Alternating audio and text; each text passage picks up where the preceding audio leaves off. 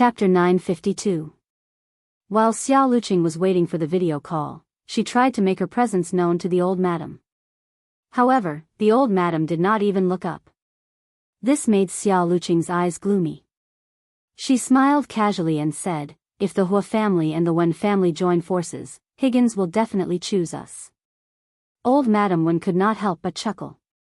"Old Madam Hua doesn't like our Qinshan, but you should know that someone does." Old Madam Hua glanced at Old Madam Wen and did not say anything. Back then, the Fernan's family had taken a liking to the Wen family and had taken advantage of them in the overseas market. They were indeed complementary to the Hua family's resources. However, Old Madam Hua was already so old. She only cared about whether her juniors would be happy in the future. Wouldn't it be child's play for the adults to interfere in the love of the juniors? Old Madam Hua said calmly, "If Shidu likes her, she's the first priority." Old Madam Wen's face darkened. Soon, the video conference was connected. The person on the other end obviously did not expect that the other party would be a group of madams from wealthy families. "Boss Nya, I'm Qing Lu." Xiao Luqing smiled faintly. After seeing the person beside him, Nya Yu's expression softened. "Miss Qing Lu. This is Old Madam Hua, and this is Old Madam Wen." After Xiao Luqing introduced the few famous madams, she smiled and said, "Actually, I invited you for a video call this time because of an artificial intelligence project that you have. The corporations behind these madams all like your project very much." "Madams, I'm afraid you don't like my project, but the person in charge of this project." Nya Yu laughed. This time, the person in charge of Higgins' project had invited Marcus from the Institute of Computational Technology in our nation, as well as the recently rumored heir of Higgins Corporation. It was said that he was from Country A. However, there was very little information about him. "Boss Nya, you should know that if you want to find a powerful ally in Country A, everyone here is suitable." Xiao Luqing knew that Nya Yu treated her specially, but she did not expect that Nya Yu would not give her preferential treatment in this matter. "I can't make the decision on this project. Everything is arranged by Eldest Mississippi," Nya Yu said. "Moreover, Eldest Miss hates businessmen who sell technology but don't know anything about scientific research." These words made the expressions of everyone present did not look too good. Who would study scientific research for the sake of a scientific research industry? How about this? I happen to have a set of professional materials here. If you ladies really want our project, you can let your teams try and see if they can bite this hard bone. Nya Yu smiled. Young Miss hopes to find companions, not a team that only knows how to throw money at you. After saying this, the faces of the madams on the scene turned green and red. After hanging up the video call, Xiao Luqing looked at the information sent by Nya Yu. Her face was stiff and she did not know how to solve the problem.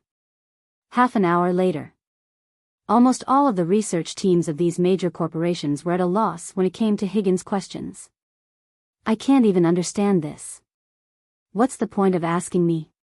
The madams looked at their own disappointing team and were about to go berserk.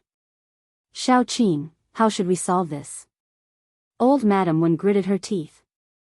She wanted to settle this before Huashidu and the rest found out about this. Xiao Luqing suddenly saw Bei Yunj coming downstairs. She seemed to have thought of something and smiled again. A strange glint flashed across her eyes. "Old Madam, leave it to me. P.S. If you have a lot of monthly votes today, why don't you add an update?" Pinch face. End of chapter. Chapter 953. Xiao Luqing was extremely confident. No one knew who she had called to arrange this matter. Wen Jiuan frowned. She had a feeling that Xiao Luqing was targeting Bei Yunj. Then, she turned around and was about to say something to Wen Huai when she realized that he had disappeared. Bei Yunj had just poured a glass of water when she heard Mo, who was holding the railing with both hands, say to Bei Yunj in a childish voice, "Sister. So, what books should I read to become better?" Other than her poor grades in Chinese, Mo's other subjects could be said to be impeccable. After all, this was Huashidu's biological younger brother. Bei Yunj thought for a long time and reported a few books in the original language. Mo ran back to her room excitedly and looked for the electronic version. Wen Jiwan frowned subconsciously. The few mathematics books that Bei Yunj had just reported were all professional books. Mo was at the right age to read these books. Master Pei, don't you think those books are too difficult? Yu Manran whispered beside Bei Yunj. Yu Manran was originally a physics major in university. However, under the destruction of professional knowledge, she resolutely decided to transfer to the music major. Bei Yunj glanced at her. It's just a few basic books. Yu Manran, she felt that her IQ had been mocked. On the stage, Xia Luqing sneered disdainfully. How can a repeat student be so interested in mathematics books? I've met someone who likes to memorize the names of a few books so that she can use them to flatter herself. A few people mocked behind her. TSK, let her introduce them in detail. Don't embarrass her. Master Pei, have you really read these books? Yu Manran asked hesitantly. She had heard a little of what those people had said just now. Especially that Xia Luqing. It was obvious that she was a troublemaker. I haven't read them. Bei Yunj said slowly. How could she have so much time to read books that were not suitable for her? Yu Manran, how dare you recommend it to Mo? You can't even understand it, yet you want to show it to other children? Half an hour later. The question has been solved. Xia Luqing saw the message on her phone and could not help but smile. She immediately walked towards the old ladies. Old Madam Wen was overjoyed. Really? Who did it? Someone from the Qingchong Center.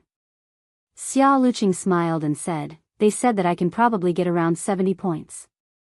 Qingchong Computing Center? I heard that this computing. The old ladies were all excited. Then, old Madam Wen asked calmly, it should be difficult to invite people from such a pure research institution, right? I know their leader, so it won't be difficult. Xia Luqing smiled and said, moreover, the person who came up with the questions this time is also the director's disciple. That was why everyone was so interested in the declining Higgins Group's new project. That was the project that Mr. Marcus was in charge of. Miss Xia is really outstanding. She has such courage and connections at such a young age. Someone kept praising her. Then, old Madam Wen could not help but ask, can you invite him over? Of course. Xia Luqing smiled. I've already invited him here. Coincidentally, he should be very familiar with Miss Pei. End of chapter. Chapter 954. Are you very close to Gu? Old Madam Hua asked. Bei Yunj raised her eyebrows and glanced at Xia Luqing calmly. I don't know. She knew many people in the Qingchong Computing Center. Wasn't Hong Chongzhen, one of their directors, hospitalized because of her anger? Old Madam Hua didn't say anything. Until someone came in late. Miss Xia. Cheng Zihuai was dressed in decent clothes and looked handsome, attracting the attention of many people. Student Cheng. Xia Luqing's eyes lit up. She didn't expect Hong Chongzhen's student to look like this. This is, a member of the Qingchong Computing Center? Old Madam Wen asked. Cheng Zihuai turned around and said in a neither servile nor overbearing manner, I'm Cheng Zihuai from the Qingchong Computing Center. I'm also a freshman at Yun University. Only a freshman? Everyone was shocked. The person who could solve such a question was only a freshman.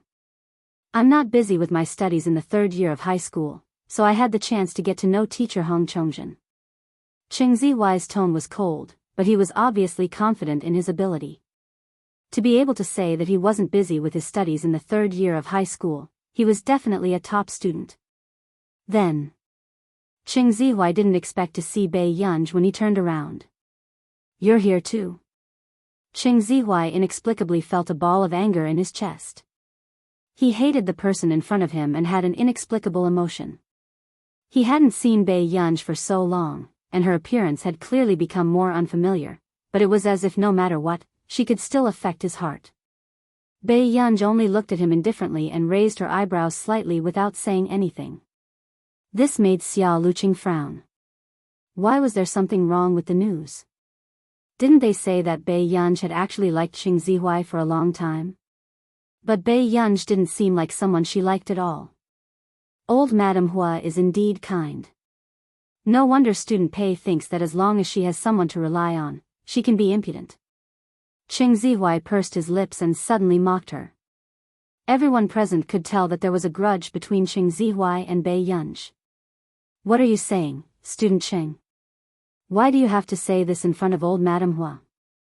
Xia Luqing seemed to be trying to stop the fight, but her eyes were gloating. Qing Zihuai sneered. You'll have to ask Miss Pei. She was really amazing to be able to force Qin Youjiao out of the country after returning to the Qin family for 2 years. Miss Pei is really someone who cannot tolerate sand in her eyes. After saying this, everyone on the scene sighed, as if they had heard some incredible gossip. So, that fake daughter was forced to leave? Thousands of thoughts ran through everyone's mind, and they also felt that this was very likely. After all, Qin Youjiao was an outstanding socialite in the industry back then, but this real young lady, at best, he was just lucky to have been reincarnated. With such a real daughter who couldn't compare to a fake daughter in any way, the Qin family was like a joke. Bei Yunj glanced at him unhurriedly and suddenly sneered. She called out slowly, "Eris." A large Alaskan dog ran down quickly from upstairs and only went to Bei Yunj's side. Qing Zihuai subconsciously took a step back. Howl Eris circled around Bei Yunj and barked excitedly. Bei Yunj smirked. Good child, be quiet. Eris really stopped barking. He only tilted his head and kept rolling and rubbing against Bei Yunj's legs. At this moment, Bei Yunj said slowly, Student Qing, have you learned it? When someone says to be quiet, you should at least shut up. P.S. Including the extra chapters mentioned yesterday, there are 3 more chapters. Our monthly votes have been a little low recently. If there are more votes, continue to add more. Chapter 955. As soon as she finished speaking, the atmosphere in the room froze. Qing Zihuai's face darkened. Was Bei Yunj comparing him to a dog? Before Qing Zihuai could say anything, Xia Luqing noticed old Madame Hua's displeasure and immediately smiled. In our opinion, student Sheng is very talented. I wonder if student Sheng has ever thought of joining the group's research team? These words were meant to flatter Qing Zihuai, and she also hoped that old Madame Hua would not be too protective of Qing Zihuai. Qing Zihuai regained his composure, but his tone was cold and mocking. Of course. However, the Qinchong Computing Center is on good terms with the Wen family, so I don't think there's any other choice.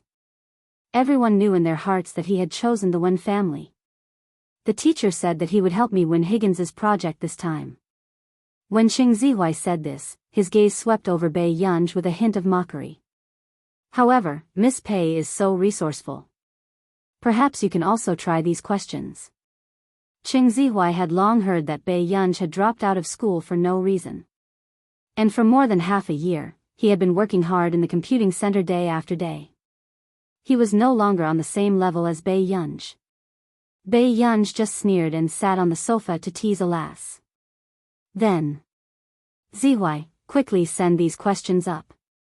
Xia Luqing glanced at Bei Yunj and could not help but smile as she said to Qing Zihuai. Qing Zihuai heard this and quickly sent the content up. Hong Chongjin was also involved in this. However, to his surprise, Nia Yu sent him a voice message. Xia Luqing could not wait to open it. Everyone heard it clearly. Her smile gradually stiffened. Miss Xia, I think you might have misunderstood. This is just a simple test foundation. Marcus's request is all correct. Only students in school need to look at the scores, and real research cannot tolerate any mistakes.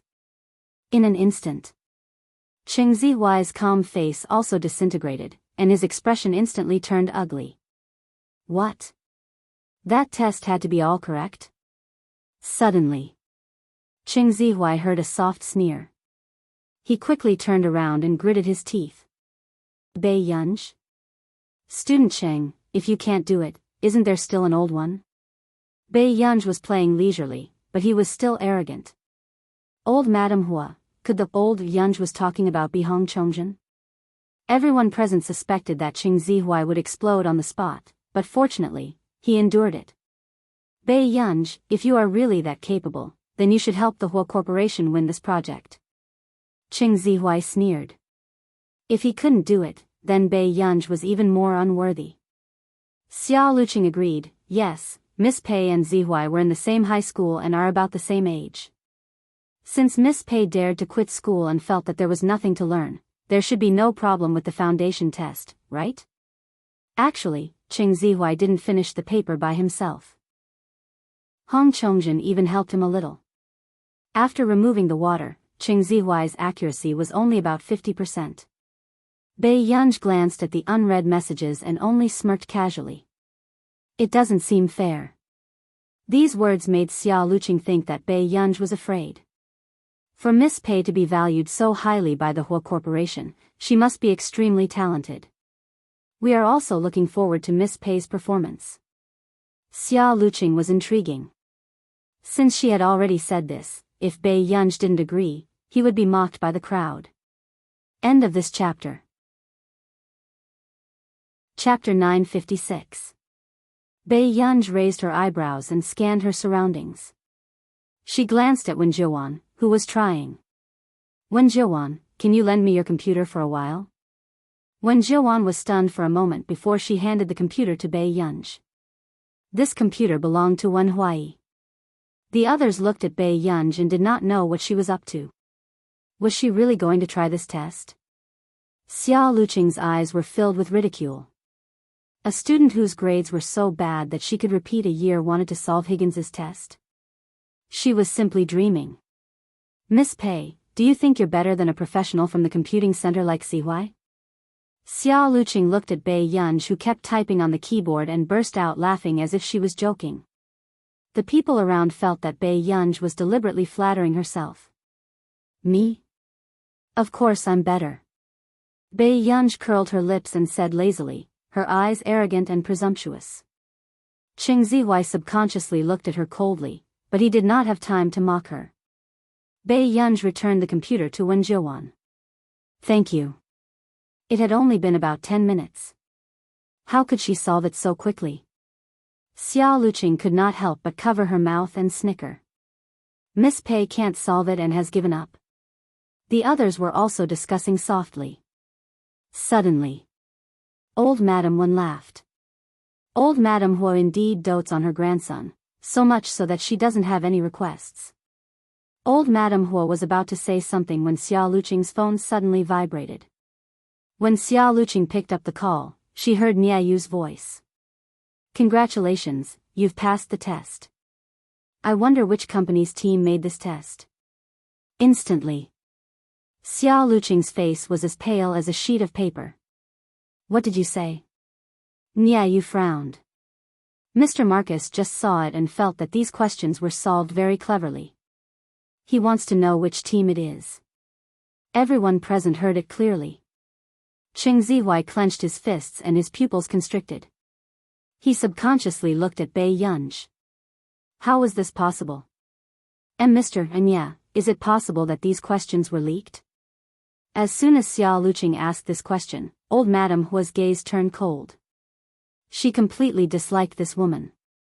How dare they target Bei Yunj and the Hua family? The other party seemed to be silent for a long time before saying in a low voice, these questions were set by Mr. Marcus. I can leak them, but no one can. I'm sorry, Mr. Nya. I didn't mean that. But... Xiao Luqing's face turned red. She happened to look at Bei Yunj, who was smiling faintly. She gritted her teeth and said, it's the Hua Group's research team. Can I speak to her on the phone? Niayu could not help but ask. Marcus had said that although these questions were the basics, but even he might not be able to think of the solution to this answer sheet. Xiao Luqing took a deep breath, but her fingernails had already sunk into her flesh. She walked in front of Bei Yunj and smiled as if nothing had happened, but she was still gritting her teeth. If Miss Pei asked someone else to do it, even if she won this project, she would be exposed. With that said, Xiao Luqing turned on the speakerphone. "Hello, may I know who you are, Bei Yunj," she said lazily. When the other party heard the name, she seemed to fall into a long silence. Nia Yu's mood instantly reached a freezing point. She put on a fake smile and asked, "Why did you do this question?" Was the research not enough for her to play with? She was still playing with them now.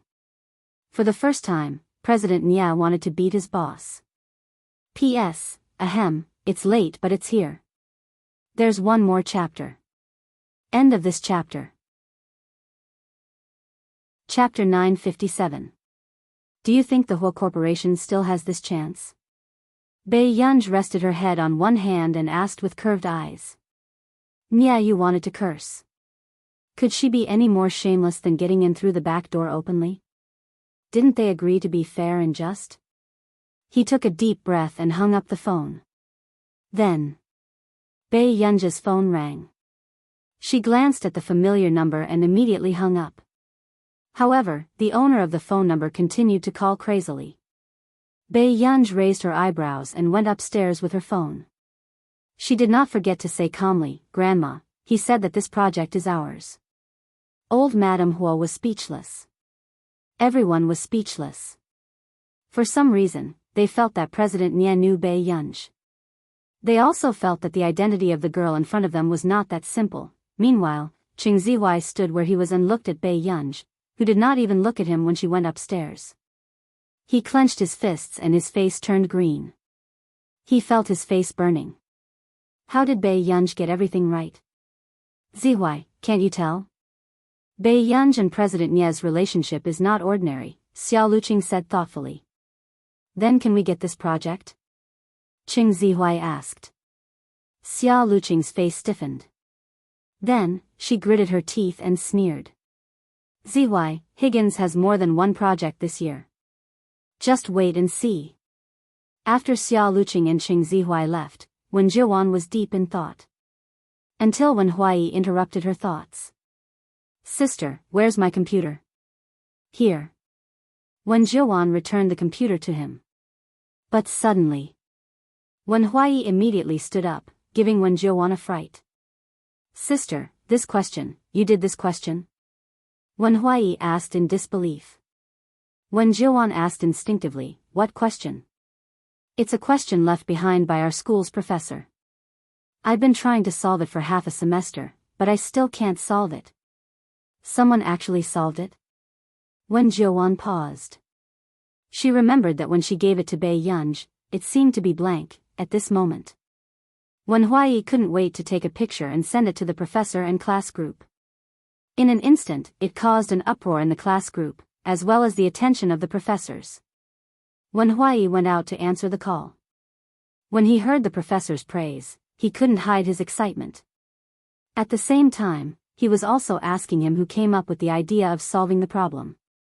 After the chat ended, Wen Huai could not wait to hold Wen Jiuan's hand. "Sister, you're amazing." "It wasn't me. Someone else solved it." Wen Jiuan retracted her gaze. "Someone else?" Wen Huai was stunned. Wen Jiuan suddenly thought of something. "Do you know Bei Yunj?" "Bei Yunj? I don't know, but it sounds a little familiar," Wen Huai said hesitantly. "Then I don't think so." Wen Jiuan turned around and asked. She was really crazy. She almost suspected that Bei Yunj was the teaching assistant of Yun University's junior class, upstairs. "What's wrong?" Bei Yunj drank water and sat on the carpet, looking at the rabbit lantern that Mo had sent her last time. "You're going through the back door and breaking the rules," Nia Yu said impartially. "Yes, in order to make my elders happy, I can only do this." Pei Qinghan smiled lazily. Nia Yu was speechless. "If there's nothing else, I'll hang up first. Remember to send the contract to the Hua Corporation." Bei Yunj did not forget to remind him at the end. However, after hanging up, Bei Yunj lowered her eyes and saw red spots on her body. She was allergic again. End of chapter. Chapter 958. Bei Yunj took out the box of allergy medicine from the drawer. After thinking for a moment, she took out 2 more pills and drank them with water. Although Cui Henchuan had called her and told her that the chances of her relapse were very low and that she shouldn't take the medicine anymore. Perhaps if he ate too much, the side effects would be more than just allergies. However, Bai Yunj did not want to cause any trouble for the Hua family. Especially at such an important occasion like old madam's birthday banquet tomorrow. That night, Bai Yunj also went to bed early. In the bar. Master Du, aren't you going to drink more? The man who had just returned to China held a wine glass and smiled. Suyu, is this your first day meeting Master Du? Whenever he drinks a little wine, he starts to ignore people. Yu Hanran shook his head. On the other hand, Tsing Su remembered the previous drinking contest between Yu Hanran and Bai Yunj. He never dared to tell Yu Hanran that he was actually beaten up by Master Du after he got drunk that time. You guys continue drinking, this meal is on me. I'll head back first. Hua Shidu held a cigarette between his fingers and spoke in a light and lazy tone. Going back just like that? Suyu found it strange. In the past, when he returned to the old residence to stay, Hua Shidu was most likely unwilling to go back early. After all, old Madam Hua's desire to have a grandson had never stopped. Suyu, you've been abroad for too long. You still don't know what kind of vixen Master Du has at home. After saying this, Hua Shidu glanced at him indifferently. Yu Hanran immediately changed his words. Ancestor, I raised a little ancestor. Oh. Suyu's interest was immediately piqued. He didn't expect such a thing to happen. Master Du, when are you going to bring her out for a look? Take a look? However, she did not expect the man to nonchalantly put out the cigarette in his hand. His laziness faded as he looked up and asked, Why? Is it for you to see? Suyu, did he step on a minefield? Suyu and Hua Shidu had known each other for so many years, but he had never expected that the person Yu Hanran mentioned would have such weight in Hua Shidu's heart. He did not look like the Hua Shidu of the past at all. He looked like he had no desires. For the first time in more than 20 years, she realized that Hua Shidu was also possessive. You guys continue playing. Hua Shidu left with his coat after saying that. Suyu couldn't help but turn his head. Old Han, what's the situation with Master Du's wife? What's the situation? Suyu, listen to me. Don't provoke the one from Master Du's family. Stay as far away from her as possible. In this regard, Yu Hanran was someone who had suffered before. Suyu hesitated. Is her character not good? Yu Hanran smiled. You can't say that about her. Then, he continued, it's just that I don't often interact with people. Suyu, this evaluation didn't sound right no matter how he listened to it. After returning to the old house, the lights downstairs were already off. Hua Shidu's night vision was quite good. He did not turn on the lights and walked slowly to the second floor. However, he kept feeling that someone was secretly watching him. But when he turned around, he didn't see anyone. Hua Shidu returned to the bedroom. He had just finished showering and was walking to the table to pick up a book when he suddenly heard movement at the door. The man casually glanced to the side and saw the door quietly open, revealing a head. He looked at the little girl in front of him sizing up his room and couldn't help but laugh in a low voice. It was so deep and magnetic that it made one's ears burn. Child, did you come to my room to steal something? Not long after. Hua Shidu noticed that the little girl in front of him didn't seem to be acting normally. P.S. Thank you, children, for voting for Master Pei. He is still number 1 on the monthly votes list. Are there any more children who want to vote for him? Pinch face. Chapter 959. She was also holding a brown teddy bear that was usually not very favored. Bai Yunja's usual carefree appearance was different. Her clear eyes were emotionless. She only raised her head and looked straight at the half-naked man. The man's figure was very good. His perfect abs and strong waist, as well as his faintly discernible Apollo's belt, almost made people blush. After Hua Shidu felt Bai Yunj sizing him up, he casually pulled off a short-sleeved shirt and put it on. "Aren't you going back to sleep?" As soon as he finished speaking, Bae-yunj suddenly pushed open the door, locked it from the inside, and walked in. Even Hwashidu did not expect this series of actions. The next moment, he saw Bae-yunj walking straight towards him. She suddenly reached out and hugged his strong waist tightly. The man felt her furry head rubbing against his chest and his Adam's apple tightened. When he sorted out his emotions, his sexy Adam's apple bobbed, but his eyes turned dark. Yunyun. The little girl in front of him was indeed not in the right state. Bae-yunj did not let go or answer Hwashidu's question. She seemed to be sleepwalking. However, he had never seen the little girl in such a state before. The man suddenly asked casually, "Do you want to eat fruit?" The atmosphere was silent for a long time. Just when Hwashidu thought that Bae-yunj was unconscious, he heard her speak again. "No." Hwashidu curled his lips. His pale-colored eyes were long and beautiful. Under the light, it was a reflection of day and night. He chuckled softly. His magnetic and hoarse voice was seductive as he dragged out the last syllable. "Does Yunyun like candy or little bears?" If it were any other time, Bae-yunj would definitely stay away from these fluffy toys and scoff at them. But at this moment, the girl said honestly, "Little bears." The smile on the man's lips deepened. He slowly reached out and tapped her head casually. "Then do you like little bears or big brothers?" Suddenly, the atmosphere fell silent. Bae-yunj glanced at Hwashidu. She was a little hesitant, as if it was difficult for her to make a choice. This reaction was also unexpected in the man's eyes. Hwashidu raised his eyebrows and laughed in anger. He did not expect that he could not compare to a stupid bear. He pinched her face punitively.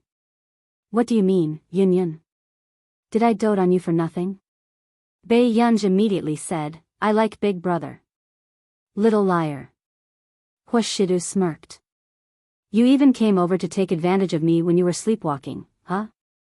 The little girl in front of him looked different from usual and was indeed cute, but Hwashidu was worried about Bae-yunj's safety. "Go back to your room and sleep." After Hwashidu asked, Bae-yunj immediately let go of his hand and looked at him with dissatisfaction. The man chuckled softly. He took the girl's hand and squatted down. His eyes were extremely dark, hiding all the light, but it made people's hearts beat faster. His low voice was ostentatious and seductive. "Yunyun, do you like me that much?" The little girl who was sleepwalking was conscious, but she could not read the emotions in the man's eyes. She also squatted down and placed her hands on her knees. She looked extremely obedient, which was a huge contrast to her usual appearance. "Brother, I'll sleep with you." The man's gaze instantly darkened and became difficult to distinguish. The mole on his Adam's apple moved slightly, making people blush and their hearts beat faster. However, the culprit was looking at him seriously and quietly waiting for his reply. Chapter 960. Half an hour later. Hwashidu looked at the girl sleeping on his bed, then casually retracted his gaze and walked to her side. After coaxing the girl to sleep first, he went to take a shower. However, he did not expect that when he came out, the girl seemed to have fallen asleep. He sat by the bed and caressed the girl's cheek with the back of his slender fingers. It was gentle and ambiguous, and his eyes were half dark. His deep voice was still casual. "Child, is there anything you don't want others to know?" The girl on the bed had her eyes closed. Her exquisite and bright eyes had become more docile. Hwashidu gently tidied the black hair by her ear, took a thin blanket and covered her with it. Then, he carefully carried her up.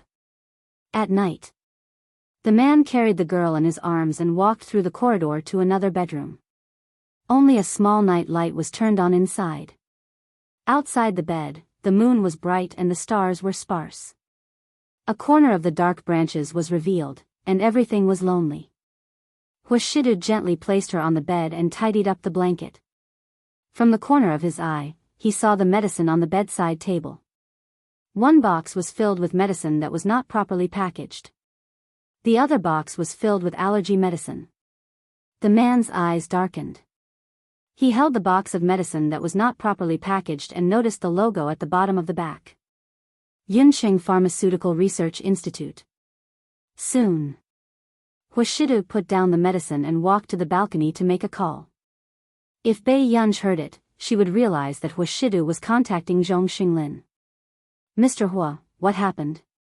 Zhong Xinglin was about to sleep when he received a call from Huashidu.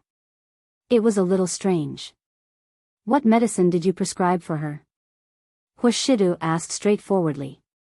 It's an inhibitory psychotropic medicine jointly developed by the Psychological Research Institute and Yuncheng Pharmaceutical Research Institute. After Zhong Xinglin finished speaking, he reacted. That's not right. Gu is allergic to that medicine. She shouldn't be taking this medicine anymore. Allergic? Huashidu also remembered that Bei Yunj had a high fever and was hospitalized for allergies. Yes, she only discovered her allergy a while ago. This girl should have stopped by now. Don't worry. Zhong Xinglin responded. Zhong Xinglin had actually told Huashidu many things, but Bei Yunj did not know yet. She's still taking the medicine. Huashidu's eyes were so dark that they couldn't be seen clearly, and his voice was emotionless. Has she been in a bad condition recently? It's not that bad. Zhong Xinglin was also puzzled. Previously, when her condition was unstable, I didn't see her insist on taking this medicine. Why are you still taking this medicine when you know that you're allergic? As soon as he finished speaking, Huashida's index finger moved slightly, as if he knew the reason. It happened to be old Madam's birthday banquet in a few days. Mr. Hua? Mr. Hua? Zhong Xinglin shouted a few times before Huashidu came back to his senses. His pale-colored eyes glanced at the girl behind the glass door. It's fine now. If possible, I hope Elder Zhong can send me a copy of Union's physical test data in all aspects. After hanging up the phone, the man smoked a cigarette on the balcony. When the smell of smoke dissipated from his body, he entered the bedroom. Huashidu picked up the medicine on the table and glanced at Bei Yunj. He subconsciously sat over and pinched the little girl's face as if he was punishing her. Only then did he get rid of his irritable and funny anger. At the same time, his heart inevitably ached. What kind of environment did a girl have to grow up in to have a shadow of sensitivity and inferiority in the depths of her heart, no matter how outstanding and powerful she was? P.S. There's still a sugar that hasn't been written yet. Let me straighten out the plot first. End of this chapter. Chapter 961. The man took the medicine and was about to close the bedroom door and leave when he suddenly saw Alaskan sitting on the spot in a daze, looking at him with its head tilted. Suddenly, the man curled his lips and slowly opened the medicine box in his hand. When Alaskan saw this, it was instantly agitated. It lowered its voice and whimpered, looking very impatient. It did not doubt human nature at all. Huashidu handed the medicine box to Alaskan and patted its head. He smiled lazily and said, "Bite this tomorrow and let sister play with you." Alaskan whimpered and rubbed against Huashidu's pants before biting the medicine box. The next day, Bei Yunj woke up and did not notice anything strange. If she had to say that something was wrong, it would be that the medicine on the table was gone. She moved her eyebrows and realized that the door was not closed last night. After going downstairs, Bei Yunj saw Huashidu eating and sitting at the side as if nothing had happened. "Brother." Huashidu replied unhurriedly, Did you enter my room last night?" Bei Yunj probed. However, Bei Yunj seemed to have slept very soundly last night and did not feel anything. Huashidu only glanced at her indifferently and asked slowly, "What's wrong?" "I think I lost something," Bei Yunj said. "What is it?" After Huashidu asked this, Bei Yunj instantly fell silent. She had not told Huashidu about this. "It's not anything important." Bei Yunj held a spoon and scooped the porridge. However, she still felt that only Huashidu would enter her room. Just as Bei Yunj's thoughts were running wild, suddenly, Something fluffy rubbed against the side of her leg. She looked down and saw that it was Alaskan. The thing it was biting on looked very familiar. It was her medicine box. At this moment, Alaskan still wanted its owner to play with it and wagged its tail happily. Bei Yunj, all right, the culprit had appeared. What is Alaskan biting in its mouth? Huashidu asked calmly. Before he could look over, Bei Yunj quickly snatched the medicine box from Alyssa's mouth and smiled. There's something dirty outside. Huashidu did not expose her. He only raised his eyebrows lightly. Is that so? Bei Yunj nodded in response. She maintained a smile on her face and did not notice the faint smile on the man's face. Afternoon. Bei Yunj deducted half of the snacks in Alyssa on the grounds that it was healthy to lose weight. Although Mo's heart ached, he also felt that Alyssa had gained a lot of weight after he brought him home. Last time, the doctor had said that if Alyssa continued to gain weight, her lifespan would decrease. He waited until nightfall. Huashidu walked to the long corridor and gave the listless Alyssa some snacks. Your master's temper isn't small either. Huashidu combed Alaskan's fur. Alaskan seemed to be able to understand and whined pitifully. It didn't know that it was taking the blame for this man. At night, the birthday banquet was exceptionally lively. Bei Yunj stood on the balcony on the second floor. Suddenly, she heard hurried footsteps. Mr. Hua? Bei Yunj's eyebrows moved and she looked inside. Butler, are you looking for brother? The butler was stunned for a moment and could not hide the anxiety in his voice. Yes. Those people are really here again and want to take little master away. What should we do? Those people? Bei Yunj's eyes moved. End of this chapter. Chapter 962. Brother went out to answer a call. If you have anything to say, tell me.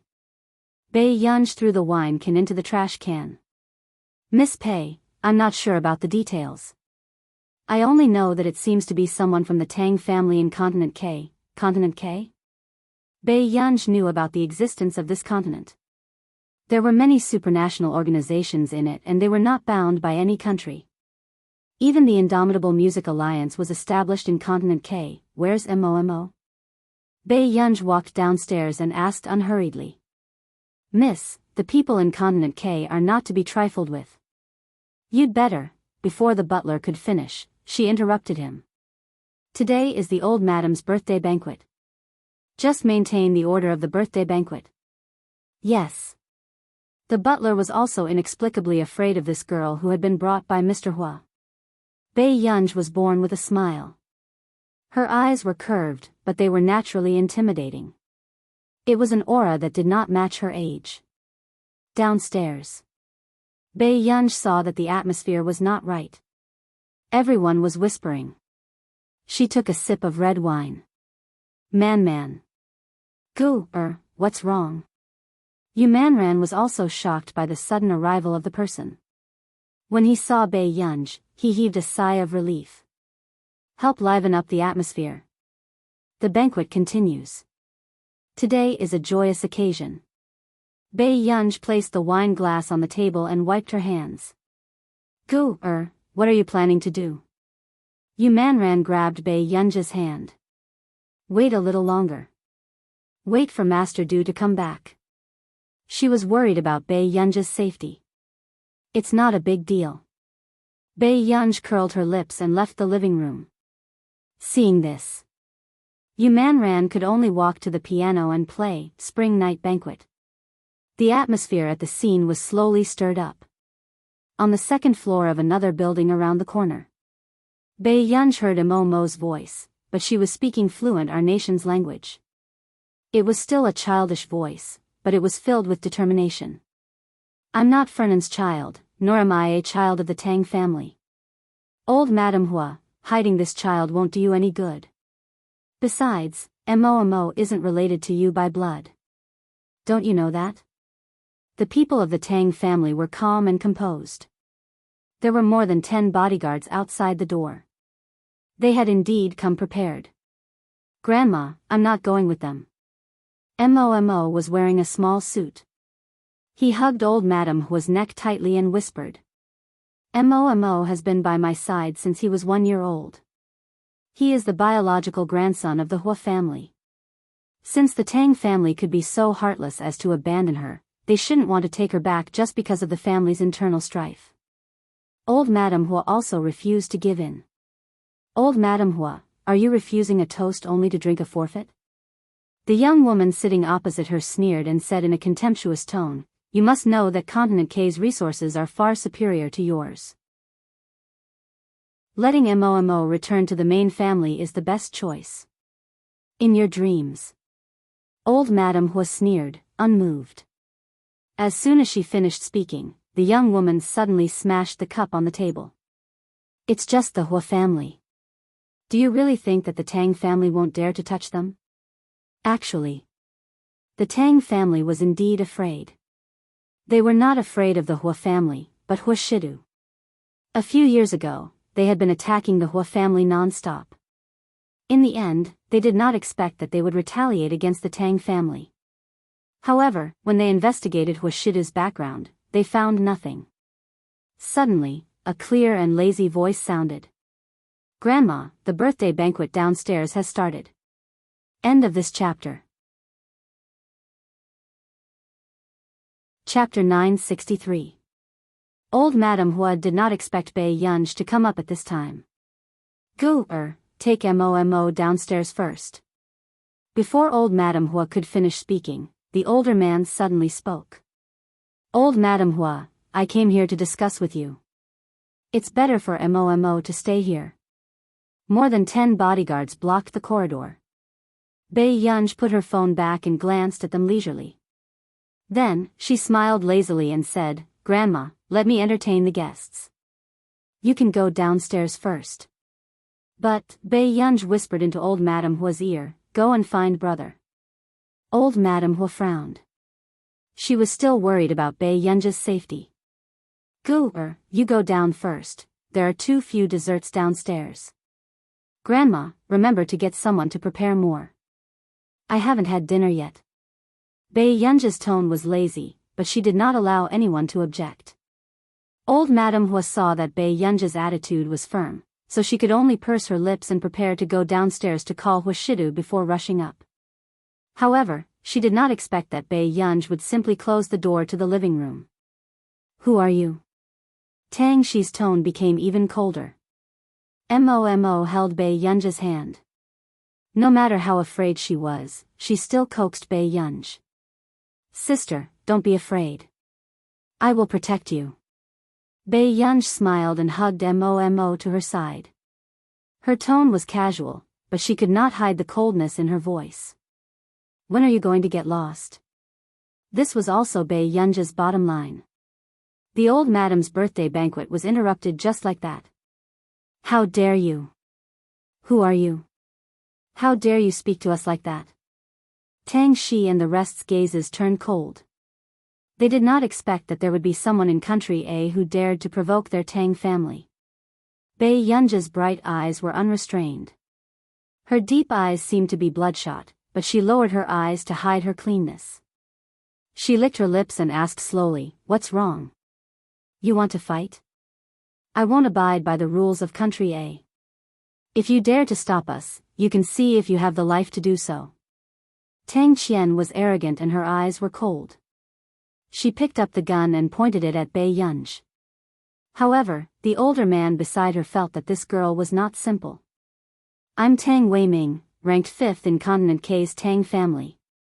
Little girl, do you know what kind of existence our Tang family in Continent K is? Tang Weiming narrowed his eyes. She wanted to pressure Bai Yunj. Continent K has its own rules. Aren't you afraid of offending people by coming to Aryun City to snatch people? Bai Yunj's lips suddenly curled into a smile. She stood up and walked over to Tang Shi in a few steps. Tang Shi subconsciously pointed the gun at Bai Yunj and her gaze turned cold.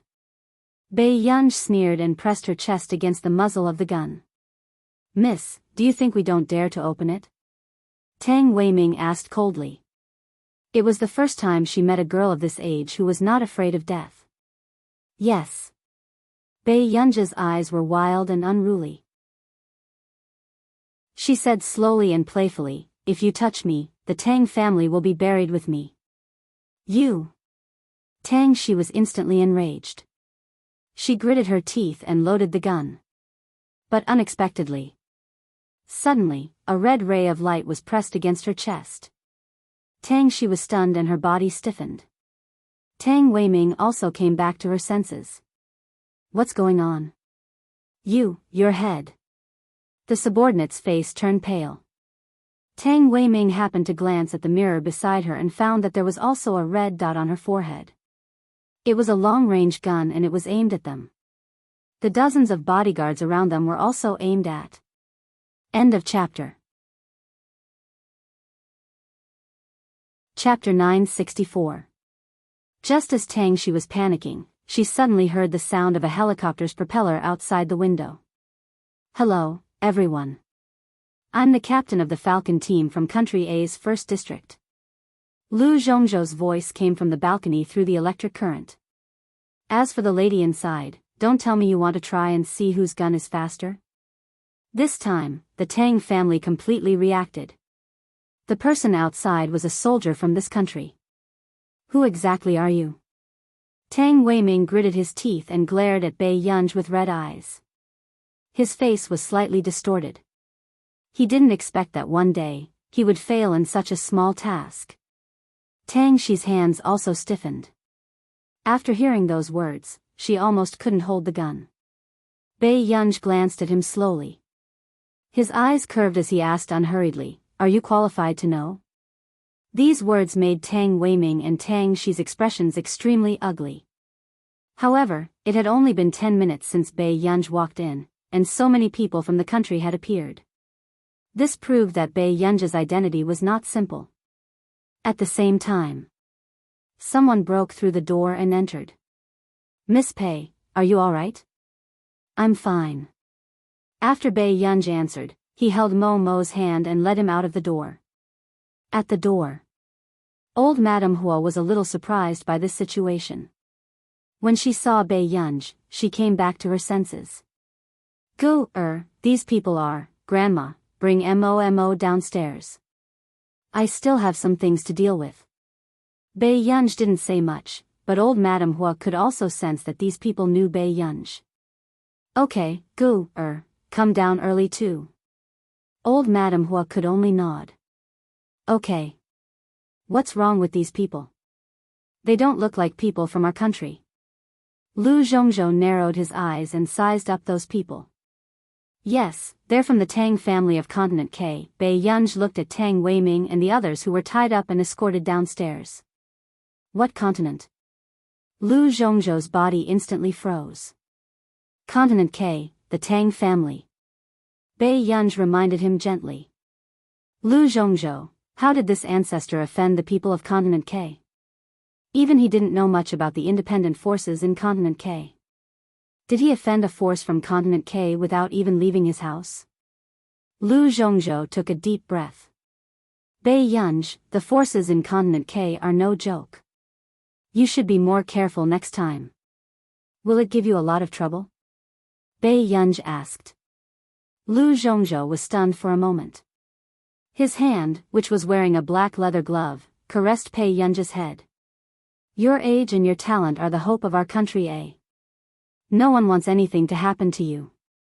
Uncouth people like us have never seen any amazing scientists in our lives, so we also want to see you reach the top. Being able to protect you is also a merit that we can take out." Back then, the higher-ups had originally discussed sending Bei Yunj to Nili University to receive the highest level of education and let Lu Zhongzhou and the others protect her. However, they never thought that Bei Yunj's growth would exceed everyone's imagination. The 19-year-old Farizik Prize. The 19-year-old Busaka nomination. Bei Yunj's results had turned the academic circle upside down. However, they were also careful and signed an agreement with some people in the academic circle not to disclose her age to the public.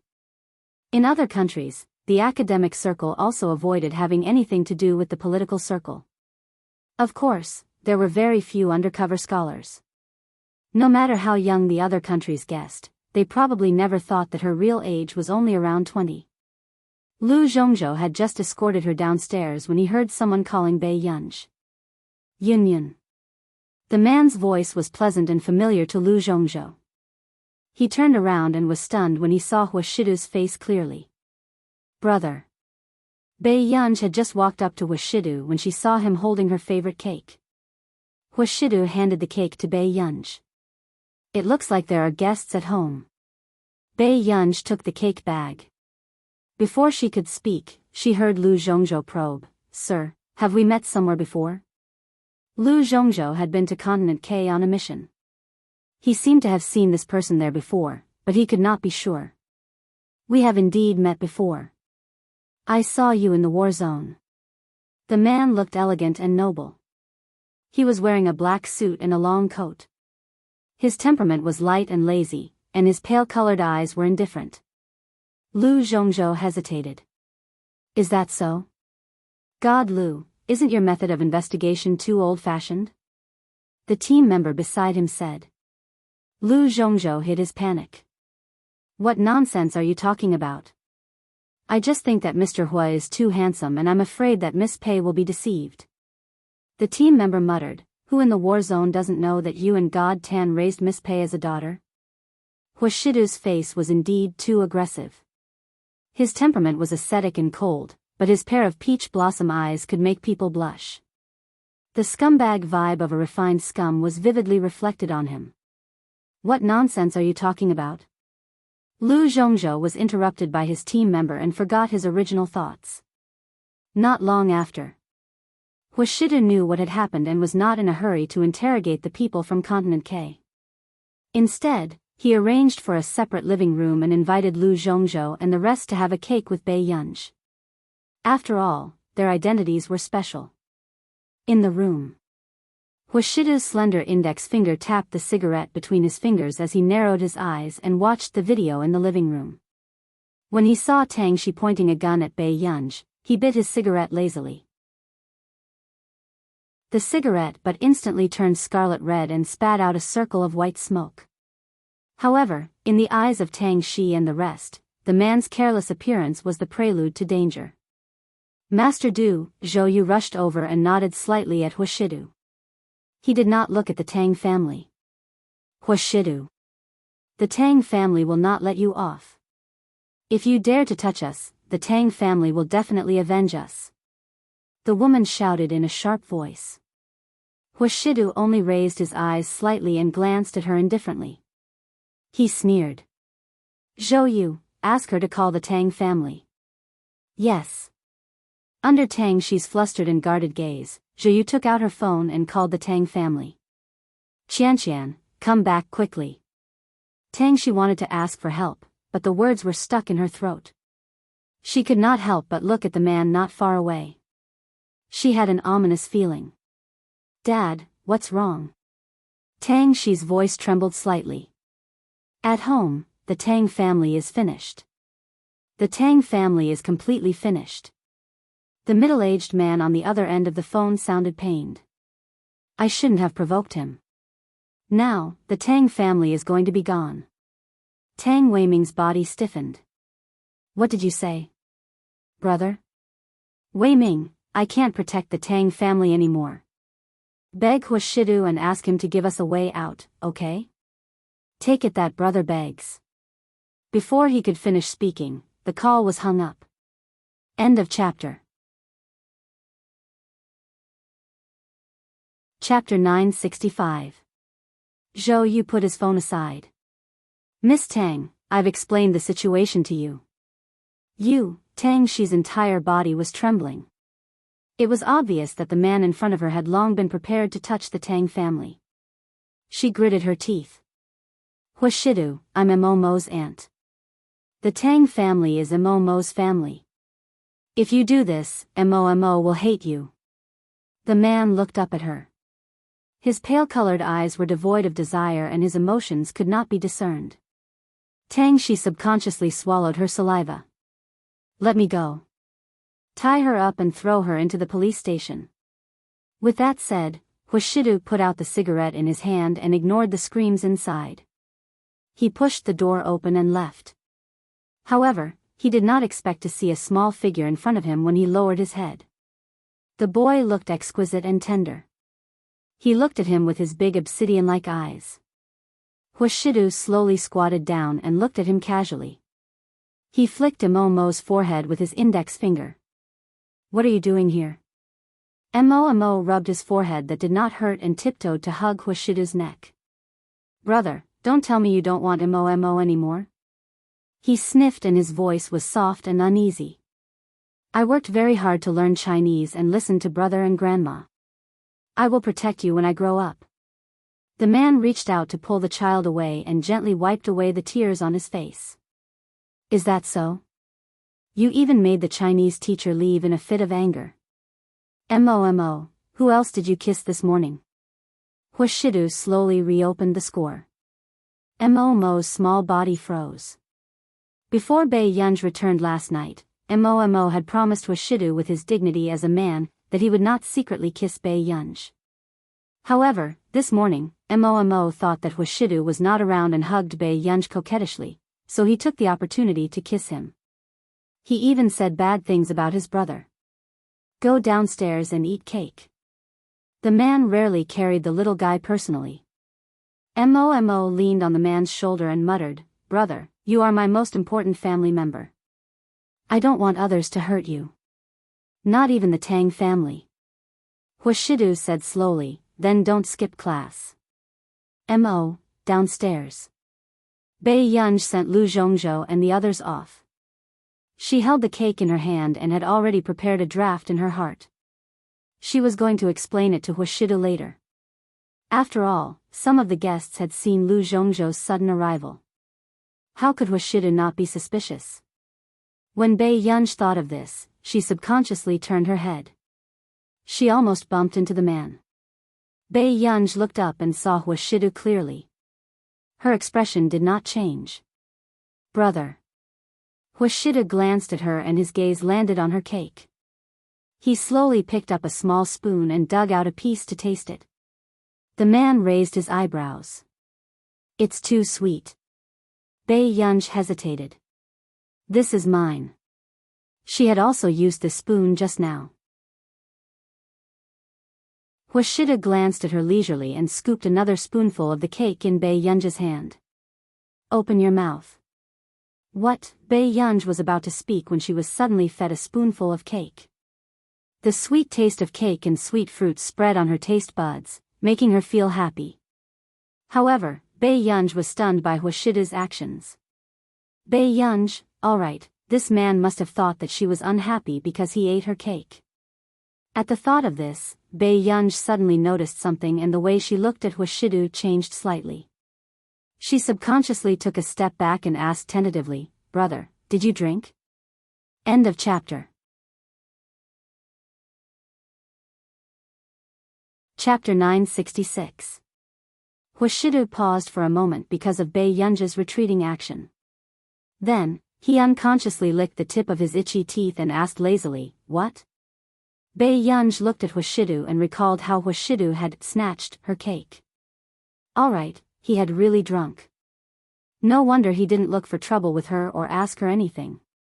"Who told you to drink?" Yuhan ran again.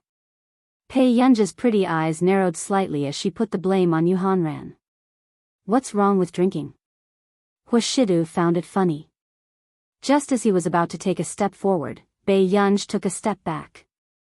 The man looked up casually and met Bei Yunj's eyes. Suddenly, the man took a step forward and Bei Yunj quickly took a step back. They returned to their original distance. Hoshidu looked at the little girl who was openly avoiding him and said, "Yun, come here. Brother, I'll get you something to sober you up." Bei Yunj did not want to be alone with Hoshidu in such an occasion. But in the next moment, Bei Yunj was suddenly grabbed by someone. Before Bei Yunj could shake him off, the person behind her lost half of his strength and pressed down on her. The man held her wrist with one hand and bent down. His low and magnetic voice softened her heart and made her heart tingle. "Yun, brother has a headache." Bei Yunj stopped moving. Yu Hanran, who was drinking champagne not far away, also saw this scene.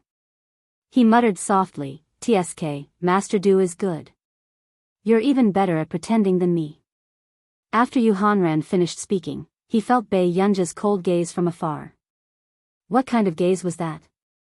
How had he offended this ancestor? After Bei Yunj retracted her gaze, she could only lead her people to the back garden. She prepared to bypass the crowded places and directly bring her up to the second floor. Is Master Du drunk? Wen Zhiwan asked subconsciously. What are you thinking? Who dares to force him to drink? Yu Hanran said calmly. Hearing this, Wen Zhiwan's gaze fell on him and did not move away for a long time. Yu Hanran put on a fake smile. I didn't. When Zhiwan came back to her senses and looked at the man supported by Bei Yunj, her long eyelashes trembled slightly. Then he is pretending to be drunk and taking advantage of a young lady. Yu Hanran was obviously an experienced person. However, when Zhiwan's body froze and her expression turned ugly, the man she adored was an unreachable flower in her heart. How could he? When Zhiwan blushed and pursed her lips. Miss Wen, a man is a man. In front of the person he likes, he will only be an ordinary person. Yu Hanran knew very well what Wen Zhiwan was thinking. There was a deep look in his eyes. Everyone has desires. Wen Zhiwan's heart skipped a beat. When she turned her head with a stiff neck, she happened to meet his deep eyes. Not long after, Yu Hanran watched as Wen Zhiwan fled. He sneered and continued to drink. In the north stairwell, Bei Yunj helped the man to the balcony on the second floor. Bei Yunj saw that the man was still well behaved today and was not like last time. She heaved a sigh of relief. The man was also thinking. Why did Bei Yunj look so afraid of him drinking? Suddenly, Bei Yunj pinched his face with both hands. She seemed to be holding a grudge. Don't you think you're in danger when you're drunk? After acting like a hooligan, he lost his memory. This was the first time the man's face was pinched. Looking at this young lady's bold behavior, she was relying on the fact that he would not remember when he was sober.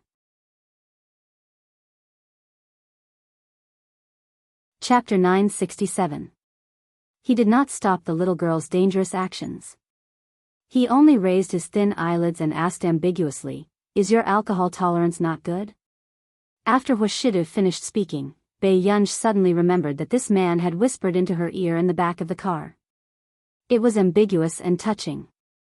Bei Yunj subconsciously paused and quickly retracted her hand. After a while, she looked up at Huashidu again and asked tentatively, "Brother, are you really drunk?"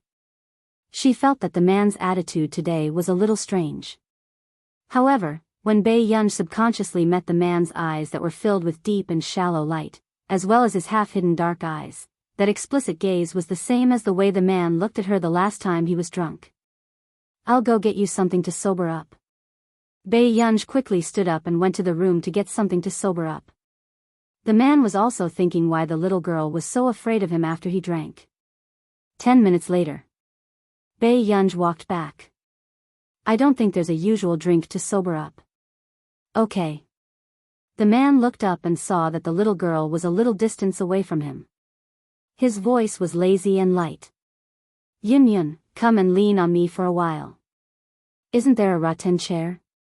I'm cold."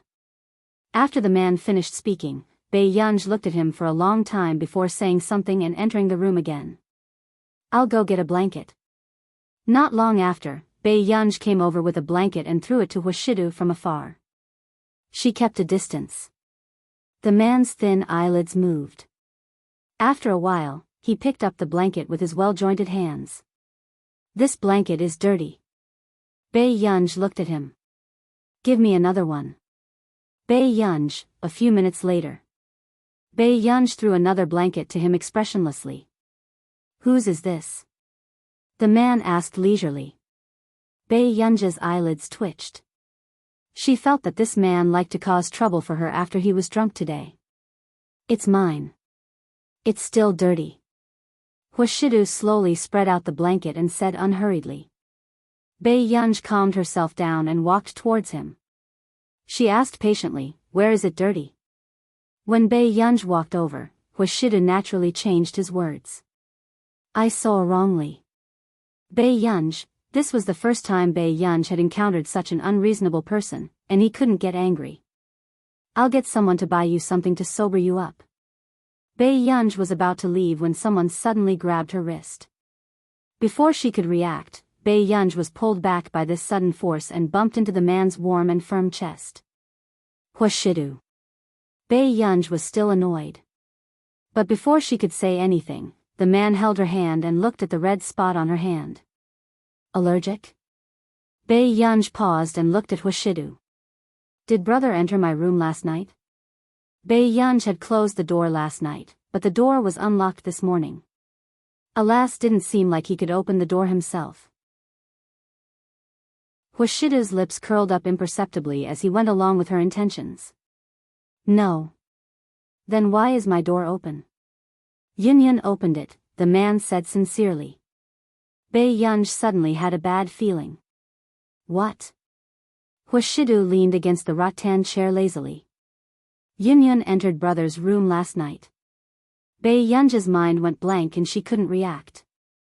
However, she remembered that Si Qingyan had reminded her last time that the side effects of the medicine might not only be allergies. So, and sleepwalking? End of chapter. Chapter 968. Bei Yunj took a while to react before she turned around and asked, "What did I do when I went in?" After asking, Bei Yunj belatedly felt that something was wrong. The man leaned closer and smiled beautifully. It made her blush and her heart beat faster. When she met his dark eyes, it made her heart burn even more. His tone was light, but it made her ears tremble. "Yunyun came in and insisted on hugging me." Bei Yunj wanted to retort and felt that this was ridiculous. But in the next moment, a series of very blurry scenes suddenly rushed into her mind. It was her hugging Huashidu and refusing to let go. Bei Yunj froze. No wonder the man looked at her strangely in the morning. "Why didn't you push me away?" After Bei Yunj asked, she met the man's fixed gaze. She was afraid that he would say something inhumane again, so she immediately changed her words. "Then, you didn't take my medicine?" The man leaned against the recliner and naturally held Bei Yunj's hand with one hand. He replied lazily, "Yes." This dispelled Bei Yunj's last suspicion. It seemed that Alisai was really the one who did it. "It's good that you didn't take it." Bei Yunj glanced at Huashidu and quickly looked away. She quietly held his slender and beautiful hand tightly. Suddenly, Bei Yunj felt the man behind her suddenly press forward and rest his chin on her shoulder. She turned around and instinctively wanted to push him away. However, the man quickly grabbed her other hand and held both of her hands, gently but forcefully pressing them down. The man's warm breath made Bei Yunj tremble uncontrollably. His low and deep voice sounded in her ear, and it was a malicious tease. "Yunyun, I don't like to be lied to either." His fingers gently rubbed her palm and he coaxed her helplessly. "Don't always bully me." He sounded a little angry. However, the man still put down his attitude and coaxed her intimately and naturally, as if he was acting coquettishly. Such lethality was simply overwhelming. It caused the defenses in one's heart to crumble. As proud as he was, Huashidu would also put himself in the lowest position and willingly hand over the authority to coax the girl in his heart. Bei Yunj was stunned for a moment. She couldn't stop her heart from beating faster, and she felt a surge of numbness. She hurriedly turned her head back, but her ears were as red as blood. For a moment, she forgot to tell if the man was drunk or not. Seeing how red the little girl's ears were, the man curled his lips and pinched her cute little ears with his jade-like index finger. "Yunyun, are you cold? Why are your ears red?" Suddenly, Bei Yunj immediately moved forward and faced the devilish man. "Huashidu, are you pretending to be drunk?" The man raised his eyebrows and looked at the little girl in front of him. He was a little angry. Big brother has a secret. Hushidu looked at her for a while and casually tidied up the blanket. He smiled slowly and said, "Last night, Yunyun came to my room and said that she wanted to sleep with brother, soon." Before Hushidu could finish speaking, Bei Yunj instinctively reached out and covered the man's mouth. She felt that if he continued speaking, she wouldn't want to see his face again tomorrow. But in the next moment, Bei Yunj suddenly felt as if her palm had been swept by a feather. Just now, this man kissed her hand and heart. At this moment, Bei Yunj immediately retracted her hand.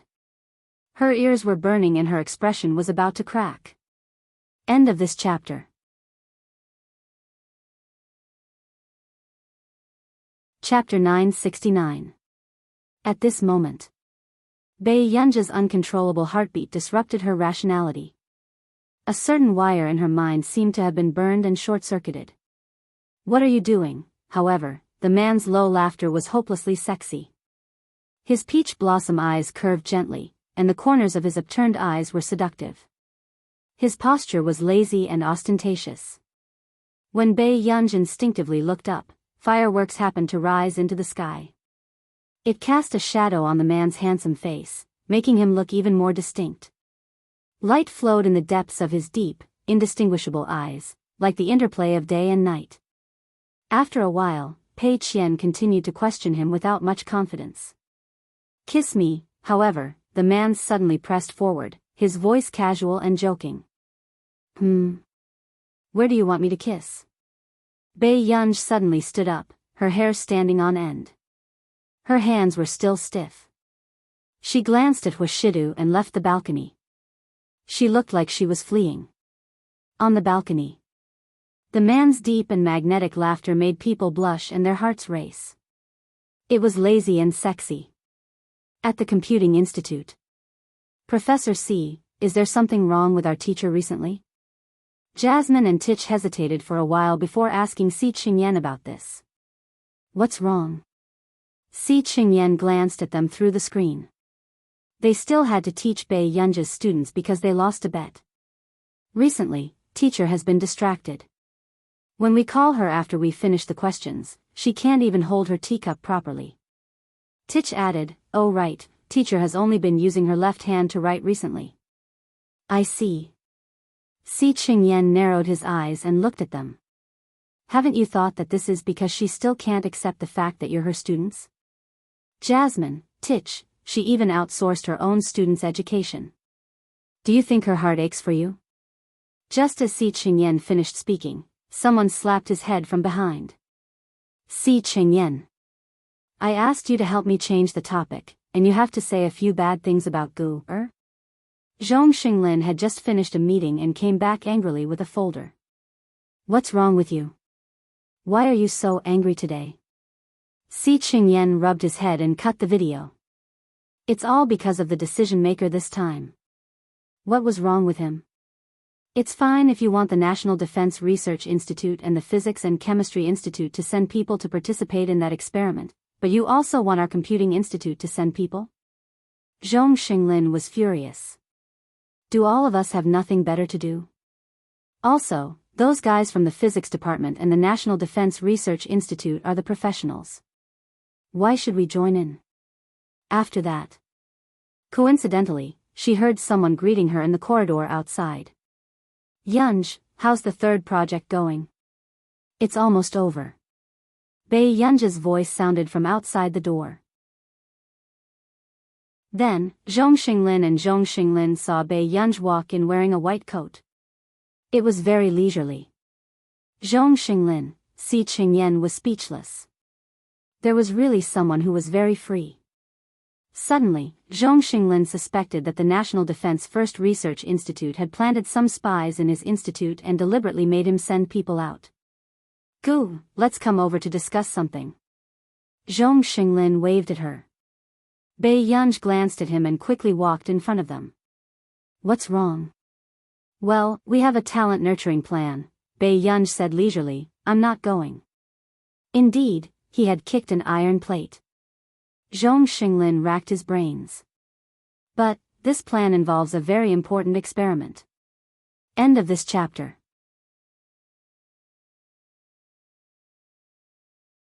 Chapter 970. This is an experiment in District 1. Zhong Xinglin glanced at Pei Yunj and glanced at the door before he said, "It's a tacit understanding that the experiment in District 1 is to prepare for war." War? Pei Yunj raised her eyebrows. Zhong Xinglin said, "This is not a war between countries, but it is equally important. In the borderless area, there are international criminal gangs that need to be arrested. There is also the alliance agreement between the continent and Continent K. Although it is peaceful coexistence, there are actually conflicts every year. Their Laboratory 191 has a history of hundreds of years since the World War." "Let me think about it." Pei Yunj thought about Huashidu's side. It was not easy to explain. Zhong Xinglin also knew that Pei Yunj was willing to consider going because of Lu Zhongzhou and Tan Nan's team. The higher-ups had also made the right decision. Pei Yunj had always been amenable to coaxing but not coercion. If they forced her to go, the laboratory would probably be destroyed by her. But now, Pei Yunj had a lot of feelings for Lu Zhongzhou, Tan Nan, and the rest. Considering the safety of Lu Zhongzhou and the rest when they carried out missions in the future, Pei Yunj would help. After returning, Pei Yunj thought that she would discuss this matter with Huashidu. She estimated that it would take some time before Huashidu agreed. However, she did not expect Huashidu to agree to her request without asking much. However, he also had a request. He had to let the chauffeur take him home during the weekend. District 1. Pei Yunj came here again. She did not deliberately dress in bright and eye-catching clothes like last time. Instead, she wore a simple shirt and sweater with a blue cotton jacket. Her black hair was loose and curly, but her eyes were still exquisite and beautiful. After getting out of the car, Pei Yunj also saw a few girls checking their passes at the door. Not far away. "Miss, your passes." After the girls left, the guards could not help but discuss excitedly, "Look at this group of girls, they are too good-looking. They look so fresh. It's been a long time since such good-looking girls came to the district. They are actually all scientific researchers. Aren't the girls in our literature and art department also very pretty?" Another person rolled his eyes. "I feel that the leader of our Ministry of Arts is the one who is beautiful. How could anyone compare to her?" Before he could finish his sentence, a clear and unhurried voice sounded from the door. "Hello, I'm here to participate in the experimental special training." When they turned around and saw the girl in front of them, their eyeballs almost fell to the ground. Was he also a researcher? In this day and age, why were girls who engaged in scientific research more beautiful than celebrities? Miss, are you from the experimental training class? Excuse me, do you have a pass?" "Yes." Pei Yunj found the card that Zhong Xinglin had given her. Class A access. Before the astonishment in the gatekeeper's eyes could fade away, a trace of surprise flashed across his eyes. "Please come in." "Thank you." Pei Yunj took the pass, thanked him, and left. After Pei Yunj left, the gatekeeper turned around and looked at his partner in disbelief. "What's going on? The experimental training class has an A-level pass? That's impossible, right? Just now, the first research institute of the Ministry of National Defense also had a B-level pass." That person frowned. "It's true. That person seems to be from some computing institute." "What? Now, the people from the computing institute are also participating in this experiment?" On the way, Pei Yunj followed the pass and did not expect to be stopped by someone. "Hey, young lady." Pei Yunj turned around and saw an old man in a singlet and pants repairing a car. End of chapter.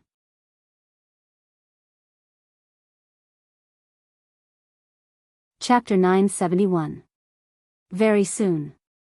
Pei Yunj was about to leave. "I don't know how to." "Find someone else." "The old man in the vest?" "Very soon." The old man put down the wrench and hurriedly put on his coat. He stopped Pei Yunj. Little girl, do me a favor. Help me find a few people. This car can't be fixed. I have to get someone to push it back. Can't you go and find someone? Bei Yunj glanced at her watch. Seeing that she was going to be late, she immediately walked around him. Little girl, are you so blind? Do you know who I am? The old man saw that Bei Yunj was stubborn and instantly became anxious. No one in the entire district disobeyed him like this. Bei Yunj gave him a few red notes and maintained her little patience. Okay, you're good. Someone will come later. Let him help you. Elder Chu, who was being stuffed with money for the first time, was speechless. Little girl, aren't you curious about my true identity? Elder Chu was so angry that smoke was coming out of his 7 orifices. He really wanted to know which research institute taught her. Bei Yunj chuckled and happened to glance at the white armband on his coat. Cooking team? Bei Yunj raised her eyebrows and was a little surprised. However, Elder Chu noticed that Bei Yunj was looking at the coat he borrowed and immediately explained, I'm not a cook, actually, I can give it a try. After saying that, Bei Yunj took off her coat and walked towards the car. This made Elder Chu swallow the second half of his sentence. He squatted beside Bei Yunj and realized that Bei Yunj was very skilled in repairing cars. Little girl, your family runs a car repair factory? Elder Chu was curious. Bei Yunj. No. Elder Chu asked again, why did you lie to me just now? Because I don't want to help you repair it, Bei Yunj said lazily and was quite honest. Elder Chu was speechless. Which research institute was this little rascal from? 10 minutes later, Bei Yunj stood up. Her hands were covered in black gasoline. It's fixed. Elder Chu looked at Bei Yunj strangely and immediately went to test the car. He realized that this old car had actually been fixed by her. Alright, little girl. What's your name? Elder Chu could not help but ask. Bei Yunj. Bei Yunj smiled and got into Old Master Chu's car. Old Master, can you send me to a place? A few minutes later. Bei Yunj arrived at the assembly point. The special training here is divided into classes 1 and 2. You still have to go to class 1 if you have the chance, do you understand? Elder Chu reminded, usually, those who can enter the laboratory are class 1 students. Elder Chu, you're in charge of the meals for the special training class, right? Bei Yunj turned around and asked. Elder Chu gradually reacted. This guy helped him repair his car. Did he think that he was in the kitchen? Elder Chu suppressed his urge to scold him and put on a fake smile. Of course. Not only was he in charge of the kitchen in District 1, but he was also in charge of all the commands in District 1 to District 3. After Bei Yunj got out of the car, Elder Chu did not forget to remind him, don't just come in and waste your time. Just be a fill-in. If you can participate in this experiment, there will be many benefits in the future. Okay.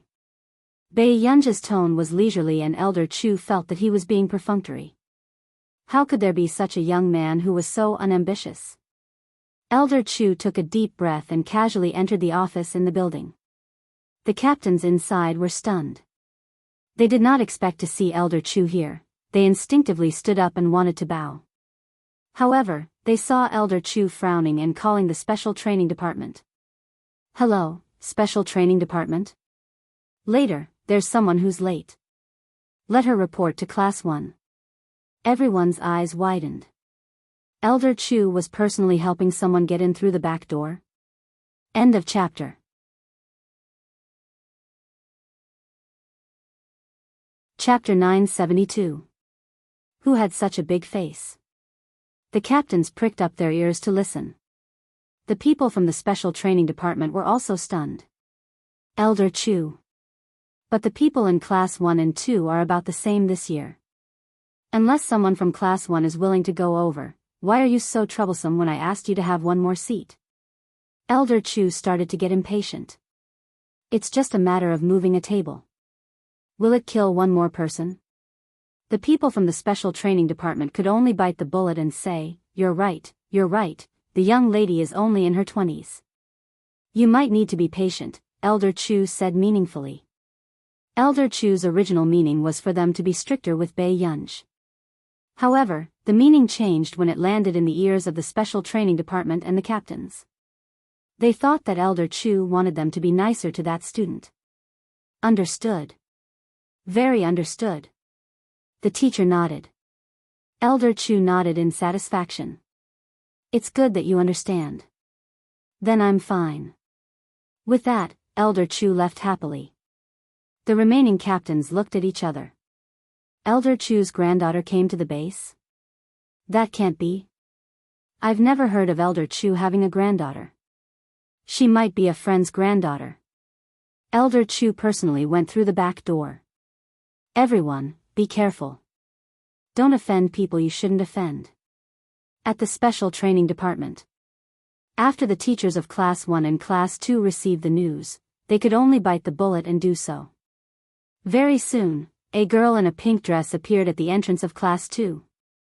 She looked gentle and amiable. Teacher, I'm sorry. I'm late.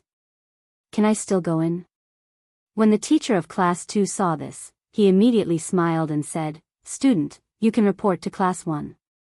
The teacher of Class 1 is waiting for you. Class 1? But my pass is sea level. Didn't you say? Before the girl could finish speaking, the teacher of Class 2 leaned against the wall and smiled gently. It's okay. Class 1 still lacks students. You are young and talented. Class 2 doesn't dare to accept you.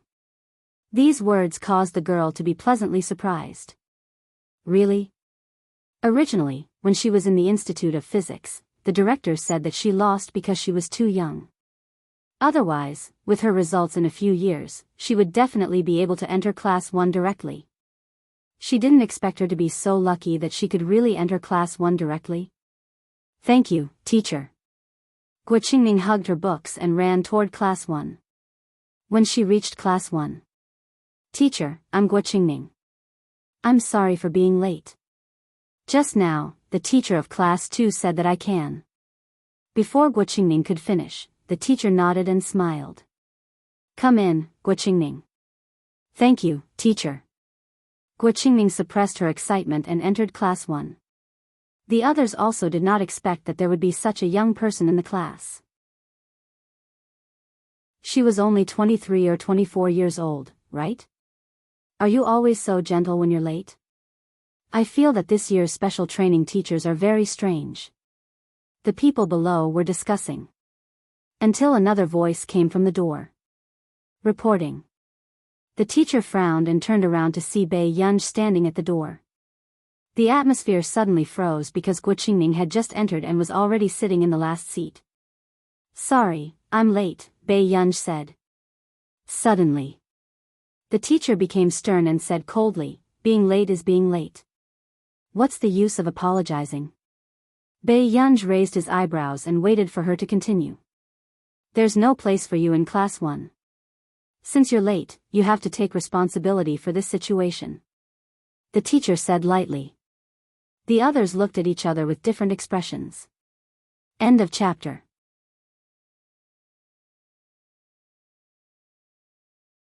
Chapter 973. The teacher didn't have this attitude just now.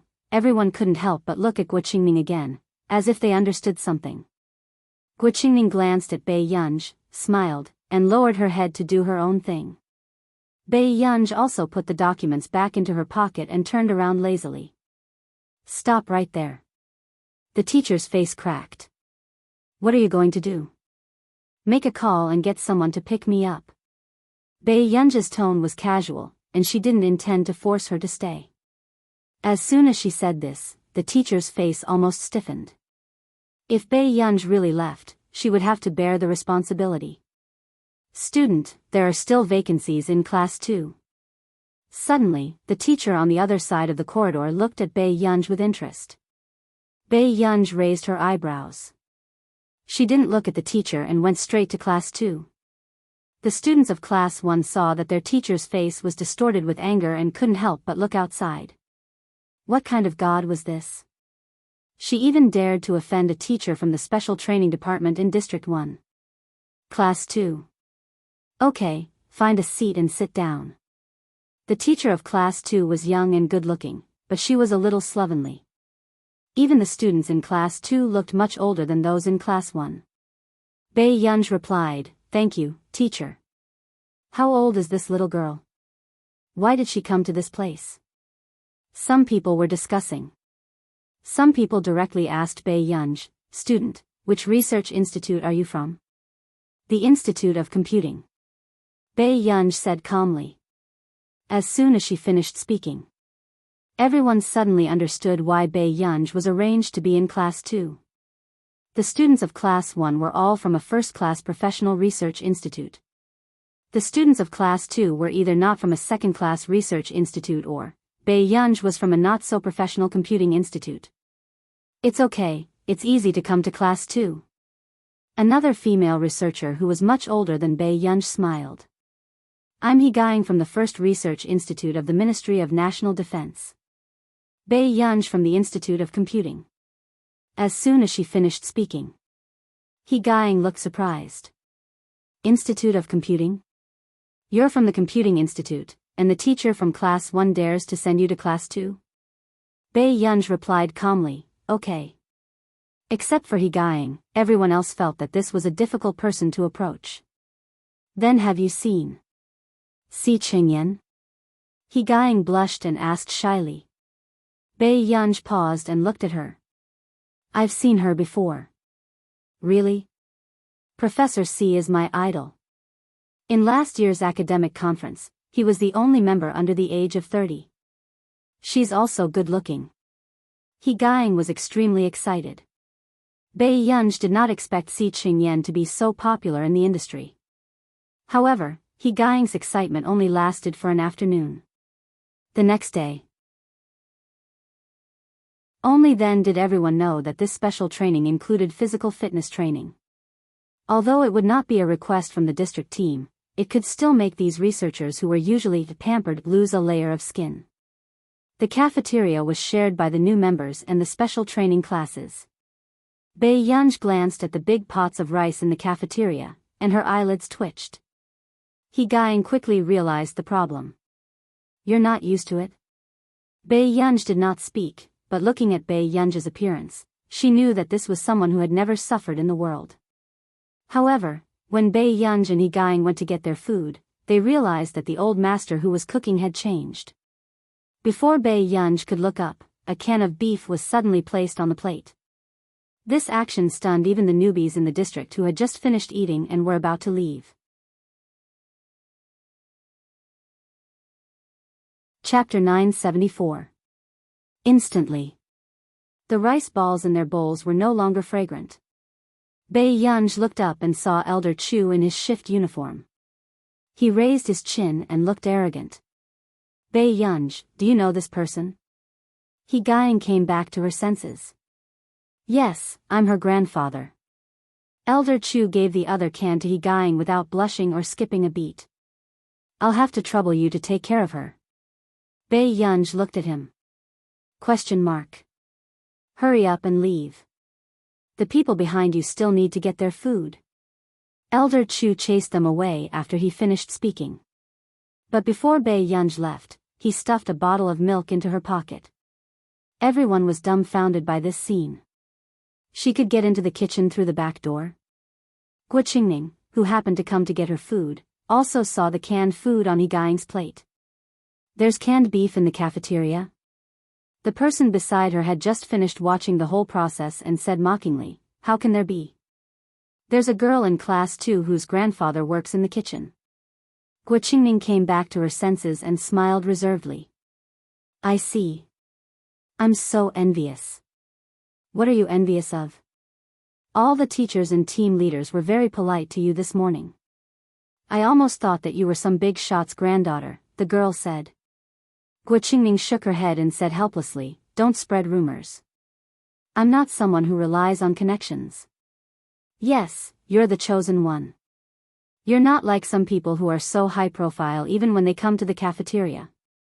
Just because your grandfather works in the kitchen, you think you're so great." The disdain and ridicule in the girl's eyes were not hidden at all, as if she was deliberately letting others hear. Those who don't know would think that her grandfather is in charge of District 3. It's nothing to suffer a little. I just want to get a place in the laboratory.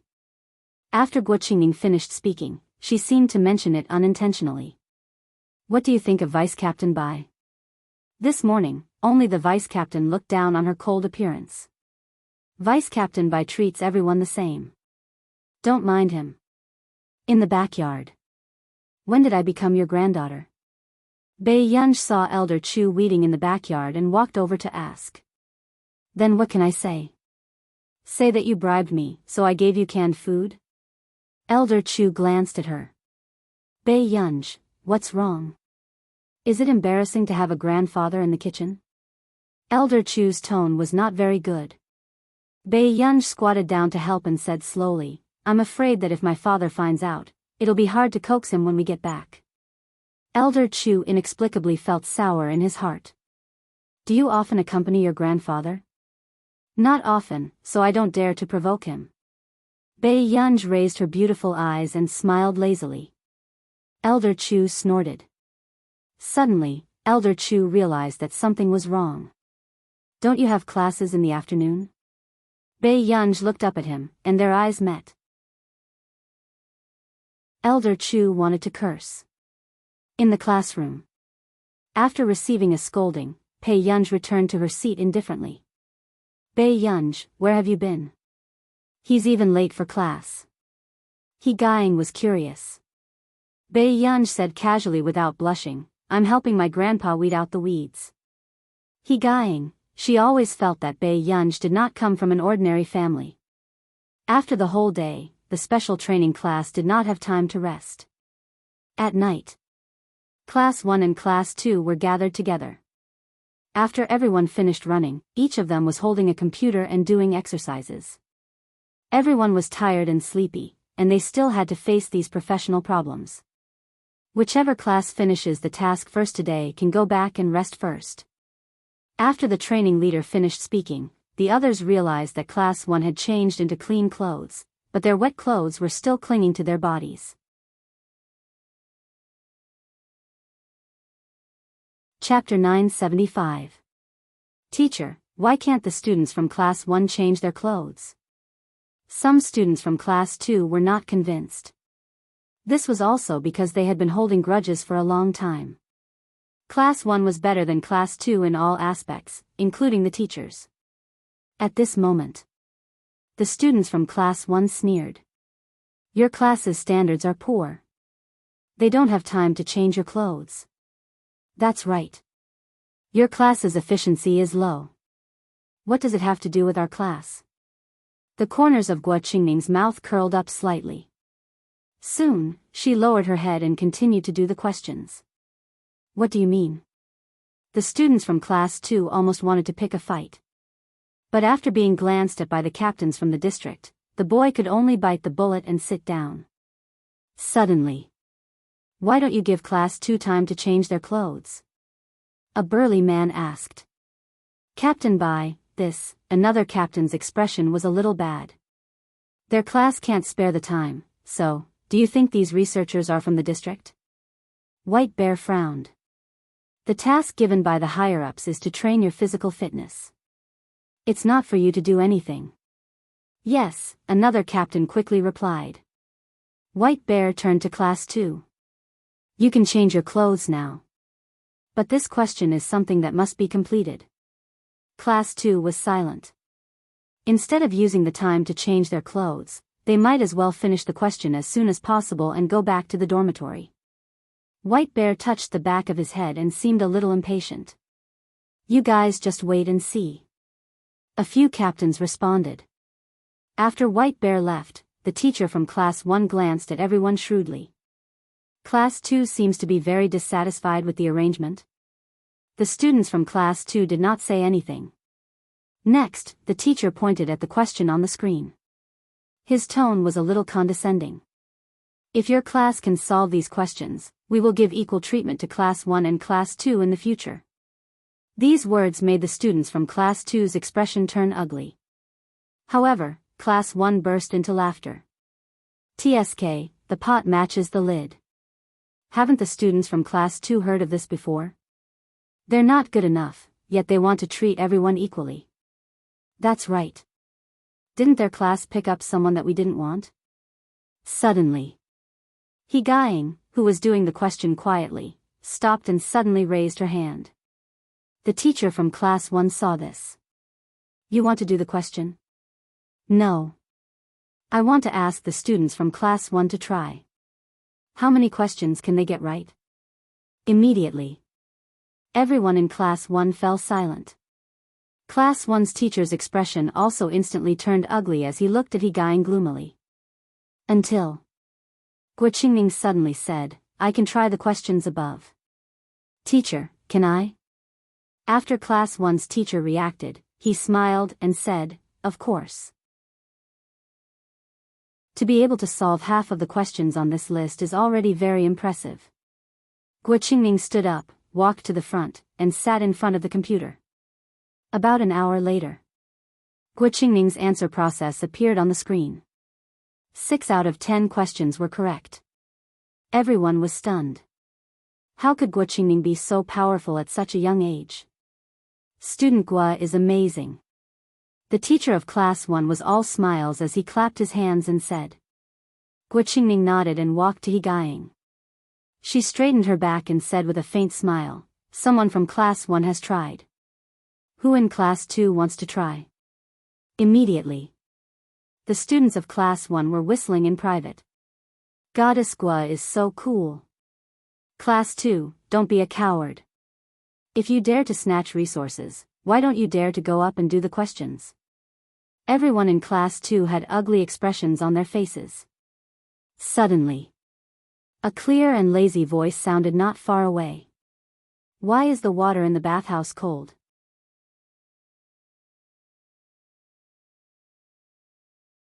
Chapter 976.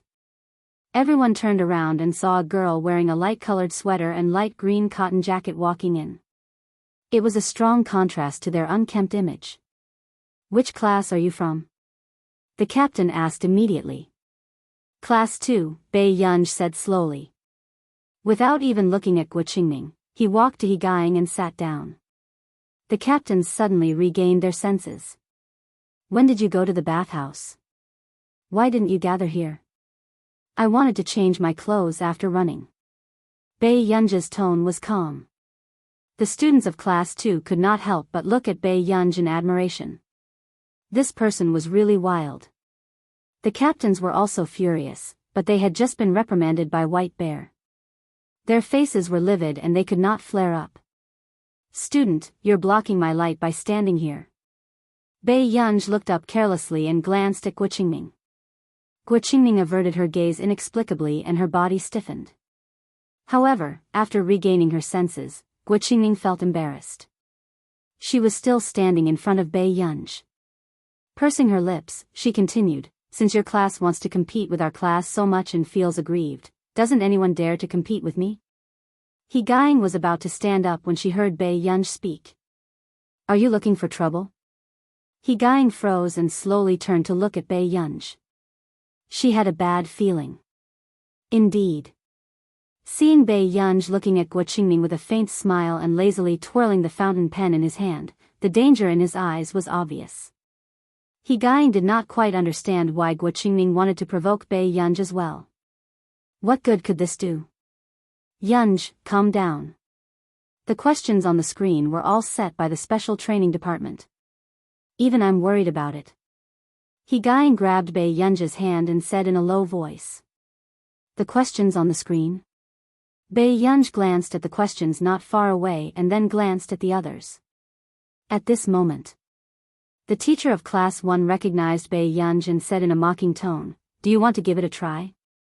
Higaing pressed down on Bei Yunj's hand, calmly took a deep breath and tried to stand up on her own. But in the next second, Bei Yunj stood up and walked over to the screen. She casually glanced at Class 1 and then at Class 2. What did Class 1 do? Class 1's teacher smiled. Of course. He answered 6 questions correctly. If you can also answer 6 questions correctly. If I can do everything right, can class 2 go back earlier? Bei Yunj raised her eyebrows and asked unhurriedly. The teachers of class 1 felt that Bei Yunj did not know the immensity of the world. The captains couldn't help but snicker. These questions were specially used by the special training department to deal with those who thought they had some talent and could look down on the rules. To be able to go against the 6 paths of reincarnation was already an incredible feat. Was there anyone who wanted to get everything right? Class 2 lowered their heads, not daring to look at this tragic scene. If you do it right, you can do whatever you want in the future. The captain chuckled, not believing in this. Guo Qingning only smiled and deliberately emphasized the word gap. Student, don't misunderstand. I just want everyone to know what the gap is. You don't have to force yourself. There are only 2 spots in the laboratory. It's understandable for the teachers to give more resources to class 1. Bei Yunj snorted, her bright eyes unruly. She sat in front of the computer, held the mouse and said leisurely. You guys are quite serious when you're accompanying him. Instantly, Guo Qingning's expression changed. P.S. Yesterday's update will continue tonight. Pinch face. Thank you for helping Master Pei.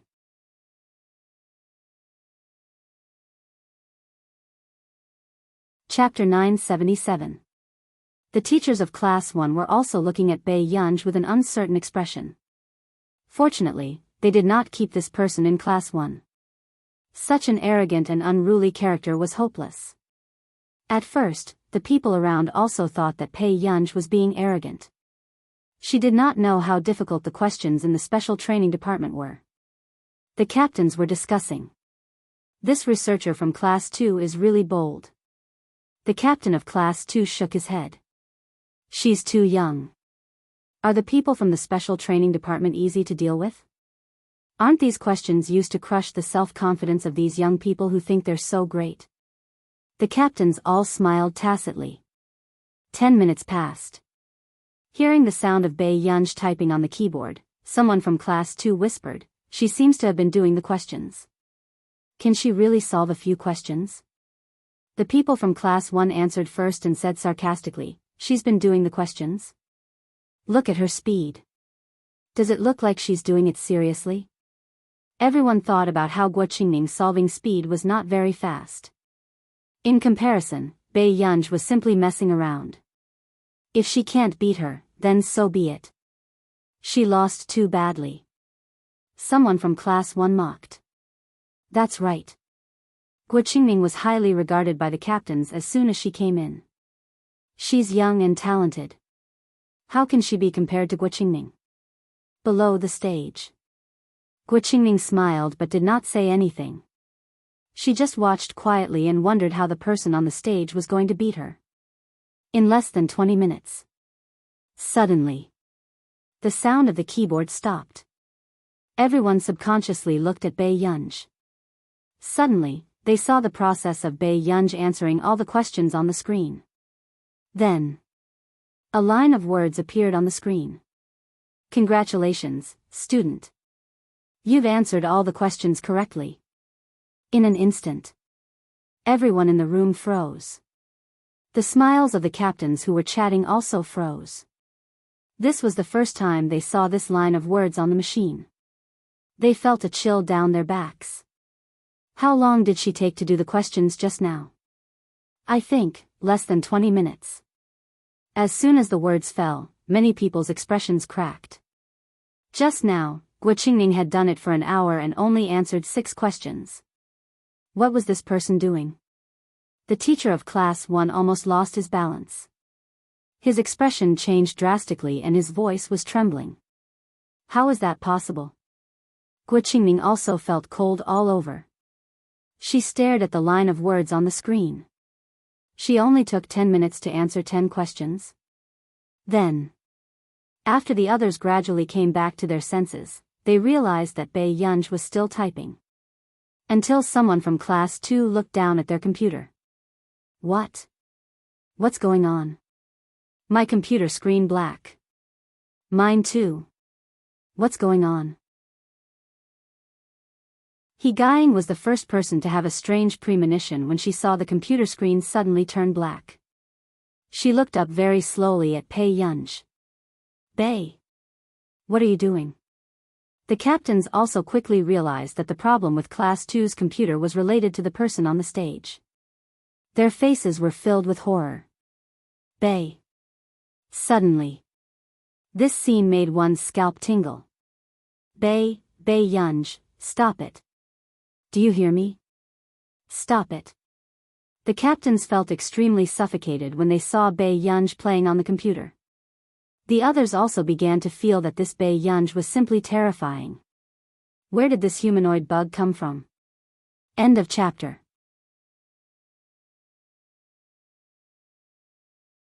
Chapter 978. Bei Yunj said slowly, soon. Wait for me to adjust the hot water in the bathhouse. He Gying was speechless. This person was too wild. Which research institute is this student from? Someone from Class 1 found his voice. The person next to him said instinctively, okay, I think it's the Computing Institute. Instantly. The atmosphere was cold and strange. Okay, no wonder. It turned out that he was a god in his field. What kind of gods are there in the Computing Institute this year? His tone was respectful. At the mention of the Computing Institute, who wouldn't know what kind of gods there were in the Computing Institute, in the end? The team leaders were so angry that their faces changed. They shouted angrily, what's wrong with the computer in your class? What are you trying to do? Do you want to go to heaven? Bei Yunj raised his eyebrows. He was indescribably high-spirited. He said calmly, the computer will automatically restore the program tomorrow. It can't be done tonight. As soon as he finished speaking, everyone understood what was going on. Bei Yunj was creating a forced break for Class 2.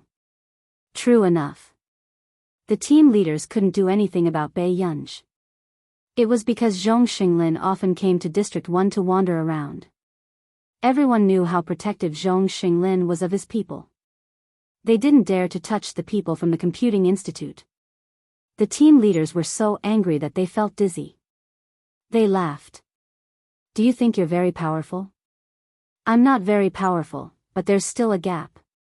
Bei Yunj's unhurried words made Class 1 feel as if there was a fishbone stuck in their throat. Guo Qingning's face also turned red. She bit her lip and looked at Bei Yunj angrily. The program I said is not difficult. If you want to solve it, you can give it a try.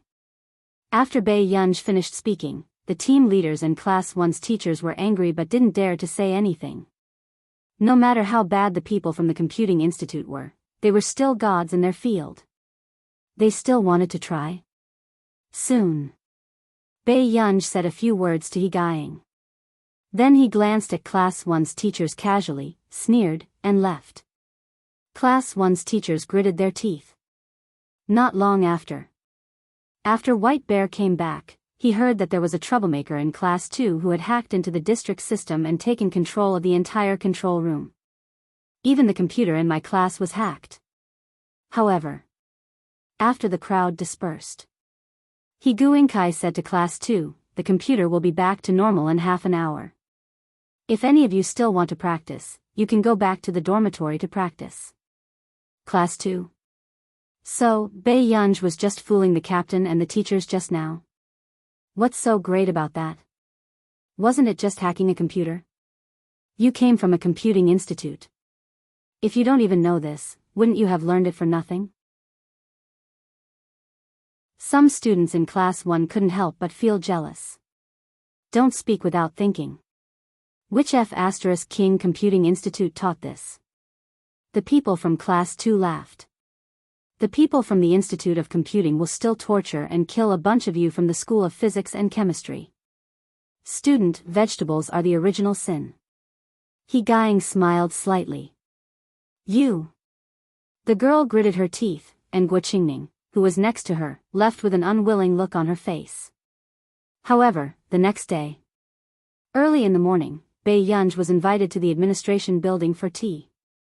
Zhong Xinglin and Old Master Leng were both there, as well as a middle-aged man in his 40s. He should be the director of the special training department. He still didn't know Bei Yunja's identity. His anger did not dissipate. You can do whatever you want with the people you love. Old Master Lang pretended not to hear. Zhong Xinglin echoed in a deep voice, Director Han is right. Go, explain why you hacked the system in the district. End of chapter.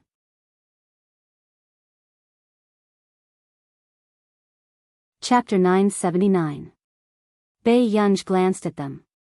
She thought for a moment. Because there's no hot water in the bathhouse.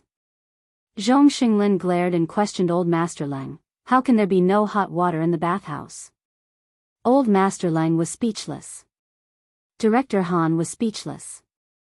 Bei Yunj stood beside Zhong Xinglin. There's a power outage in the dormitory at night. Zhong Xinglin slammed the table angrily and stood up. How can there be a power outage in the dormitory? What era do you think this is? Old Zhong.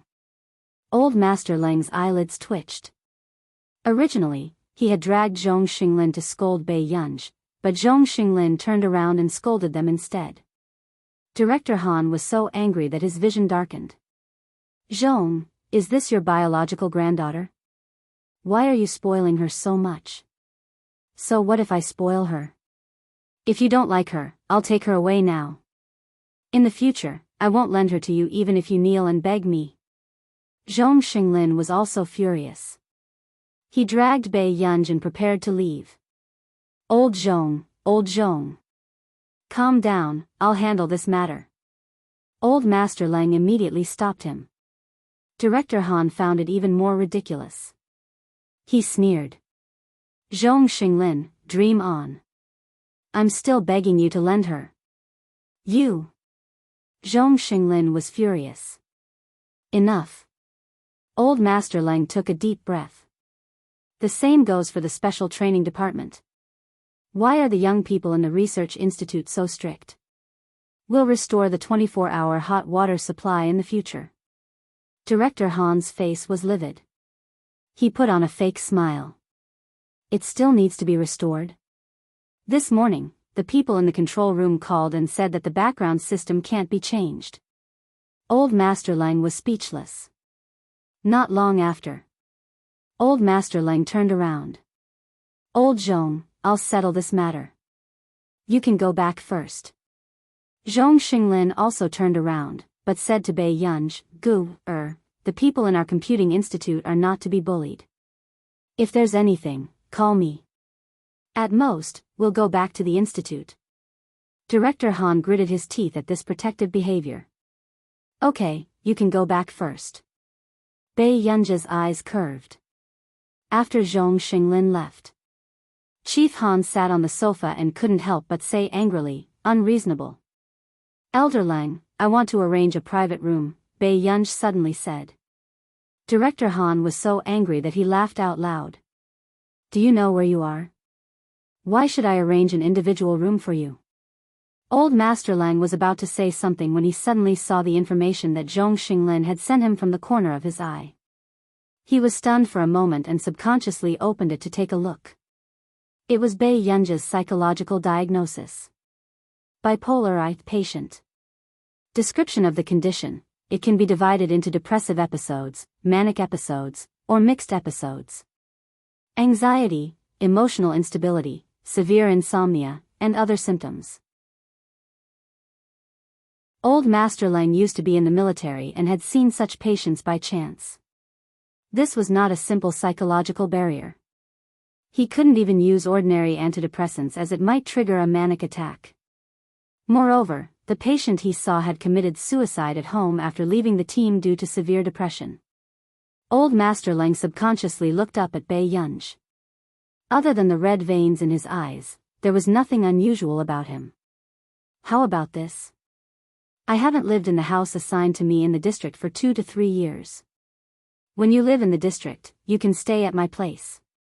Old Master Lang gave the key to Bei Yunj. Director Han turned around in disbelief. What? When he wanted to change Old Master Lang's house, Old Master Lang didn't agree. Now, He was actually letting this little girl stay there? Look at how angry you've made Director Han. I'll punish you by not going to the cafeteria for lunch today. Have a good class in the afternoon, do you hear me? Old Master Leng pretended to reprimand him. End of chapter.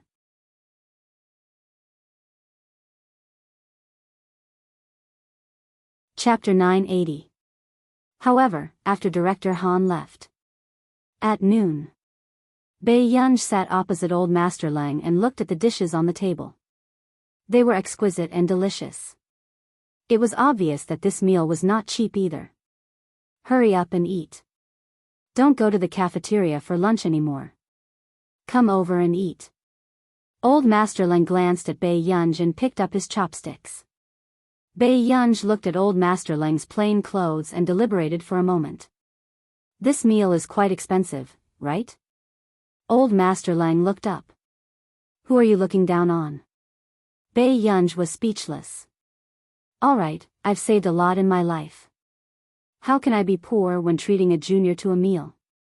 Old Master Leng took a can of food for Bai Yunj and said, didn't they say that girls are better than boys now? Why are you even more delicate than those young master soldiers sent by your family? Bai Yunj glanced at the things on the table. I have this can. You have it? Old Master Leng was stunned. Wasn't this distributed by the district? Could it be that they were selling it outside too? Take a few cans first. There aren't any shops here. Old Master Leng stuffed the things to Bai Yunj. In the afternoon. At the laboratory base, two classes were in class together. For some reason, there was a power outage. He guying, why isn't Bai Yunj here? Class 2 suddenly asked. Before He guying could speak, someone from Class 1 answered first, she was in the limelight yesterday. Didn't she offend someone and was brought in for questioning? Another person giggled and said, maybe she has to pack her things and get lost? At the same time, Guo Qingning, who was recording the experimental data, stopped writing and the corners of her lips curled up slightly. You have to be capable to be in the limelight. Didn't your Class 1 come to our Class 2 to pick people personally? After He guying said this, Guo Qingning's expression quickly turned ugly. She stood up with a livid expression and threw down her pen. No matter how the people behind her called out to her, she walked out of the laboratory. However, she did not expect to bump into someone the moment she stepped out. Before Guo Qingning could flare up, she saw something hidden in his pocket fall out. The boy immediately picked it up and put it back into his pocket. Guo Qingning was expressionless. What is this? Student Guo Qingning didn't say anything and wanted to leave. Seeing this, the boy hurriedly pulled Guo Qingning back. He made up his mind and said in a low voice, it's the exam content of the special training department. He guying's body froze. Are you crazy? How could he not know where they were? How dare he steal the answers here? There was a power outage in the building just now. The surveillance cameras can't detect me. The boy grabbed Guo Qingning's wrist. Miss Guo, don't report me. I can give you the answer. At that time, the two of us will enter the laboratory together. Guo Qingning flung his hand away. No need. The boy gritted his teeth. Guo Qingning, other than Bai Yunj, there is also He guying in Class 2. He guying was from the First Research Institute of the National Defense Department. In the morning's test results, she was first and you were second. These words successfully made Guo Qingning stand firm. She turned around and said in a gloomy tone, what did you say? In addition, Bai Yunj was called away. Are you sure you don't need the answer in my hand? The boy smiled. Guo Qingning's face was gloomy. When Bai Yunj returned to the laboratory, the electricity in the district had already been restored. As soon as she entered, she heard the discussion inside. I say, your class does have all kinds of crooked people. Since when did people from the Computing Institute have the right to participate in our experimental special training? P.S. I've been busy these 2 days and haven't updated much. I'll make up for it today. End of chapter.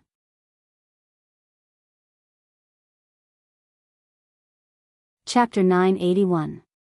Bei Yunj glanced at the boy at the table next to her calmly and did not say anything. She only casually swept her windbreaker. Yunj, Yunj, over here.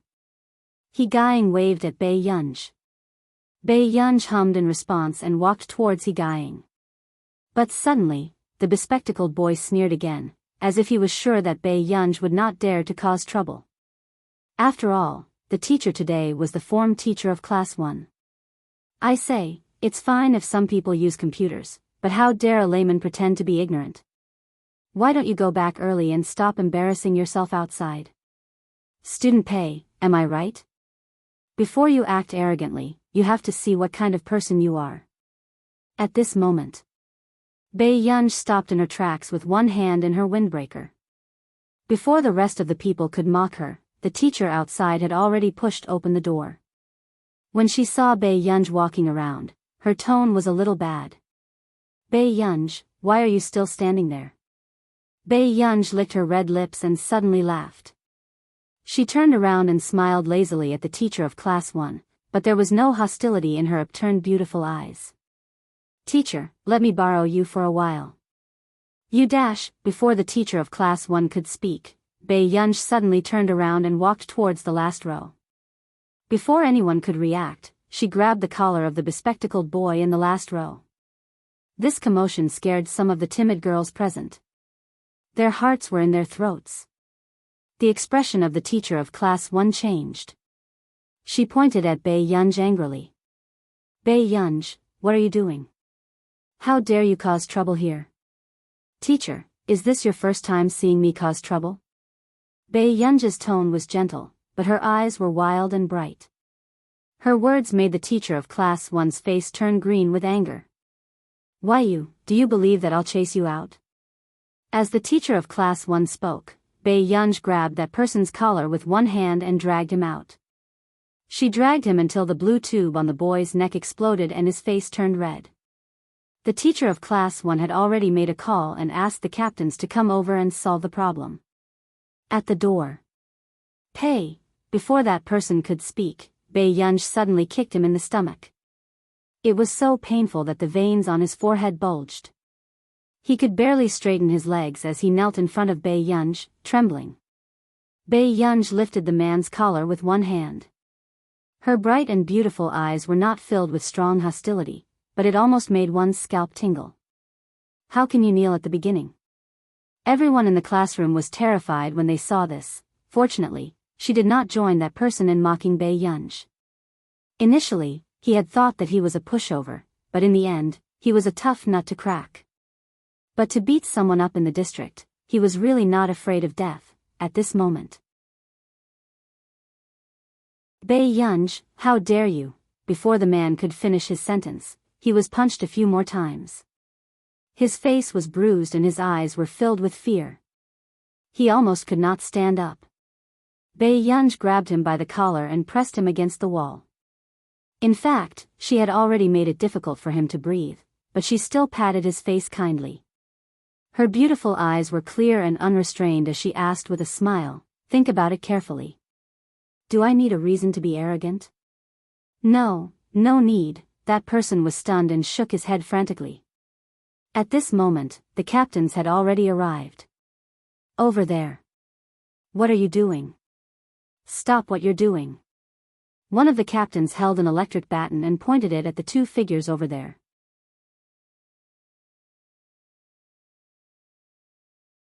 Chapter 982. Soon.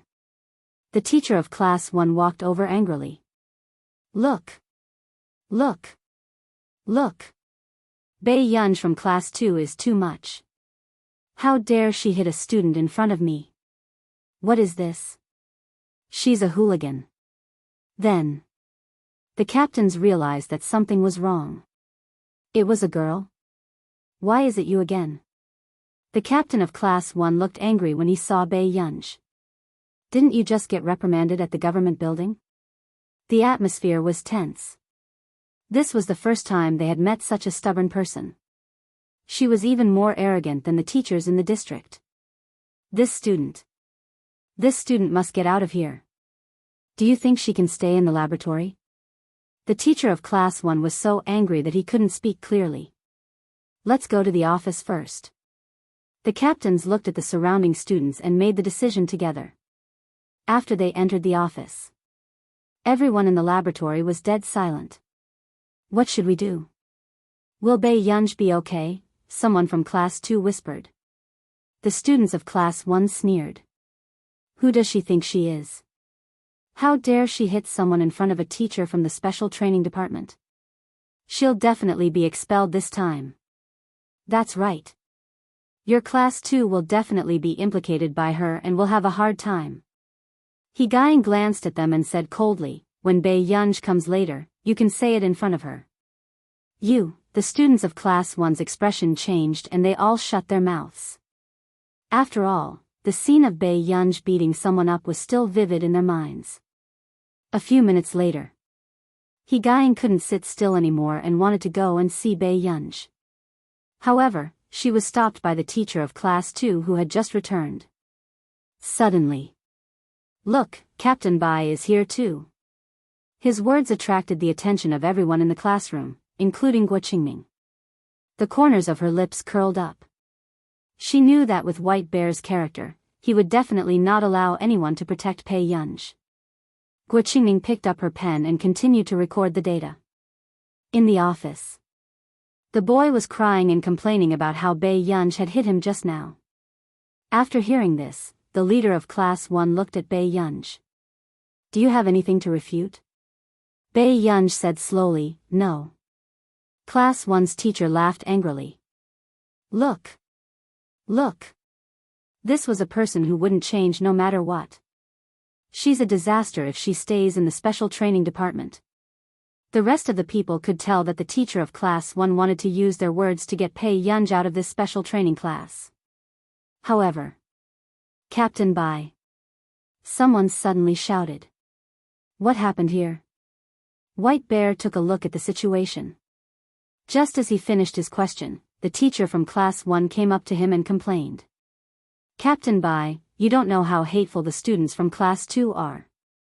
How dare you hit my student in front of me for no reason? What right does this kind of person have to stay in the district and not leave? Is he treating us like a joke?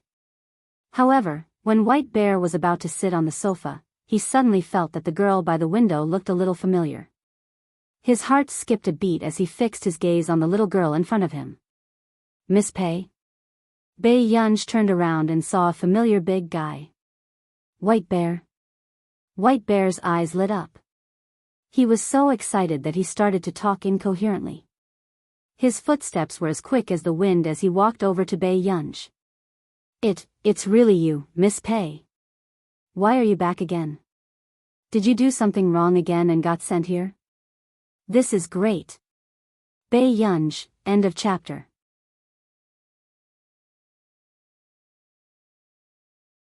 Chapter 983. The rest of the students were also shocked by this scene. What's going on? Could it be that Bei Yunj and Captain Bai knew each other? The student who was beaten up earlier froze and didn't dare to think further about this matter. I'm here for special training, Bei Yunj clarified. You still need special training? White Bear found it hard to believe. After a while, he suddenly thought of something. Wait a minute, you were the one who controlled the system last night? Bei Yunj, yes. White Bear, he should have thought of it earlier. Besides this little ancestor, who would dare to control the system in the Black Zone? Suddenly, someone coughed to remind White Bear of the serious matter. Captain Bai, White Bear also remembered. Why did you beat him up? I'm teaching him how to talk, Bei Yunj said casually. White Bear, who knew Bei Yunj's temper very well, could roughly guess the cause and effect of this incident. White Bear turned to look at the boy and his tone became cold. Student, you know that if you create trouble in the police station, you'll be sent out of the district, right? The teacher was dumbfounded. Captain Bai, it's Bei Yunj who, I know very well that Miss Pei won't take the initiative to create trouble. White Bear's words obviously showed that he was on Bei Yunj's side. Everyone's eyes widened as they looked at White Bear in disbelief. White Bear didn't even care about Guo Qingming, who seemed to be the chosen one. Why would he defend Bei Yunj, who created trouble on her first day? Brother Bear, I'll go back to class then. Bei Yunj saw that someone had cleaned up the mess and was about to leave without feeling embarrassed. Wait a minute. White Bear suddenly took out a box of strawberry biscuits from his office and passed it to Bei Yunj. He couldn't hide the pride in his tone. I know you're not used to eating in the canteen. Take this to fill your stomach. I've hidden it secretly. I knew you'd come back sooner or later. Bei Yunj's eyelid twitched. Okay.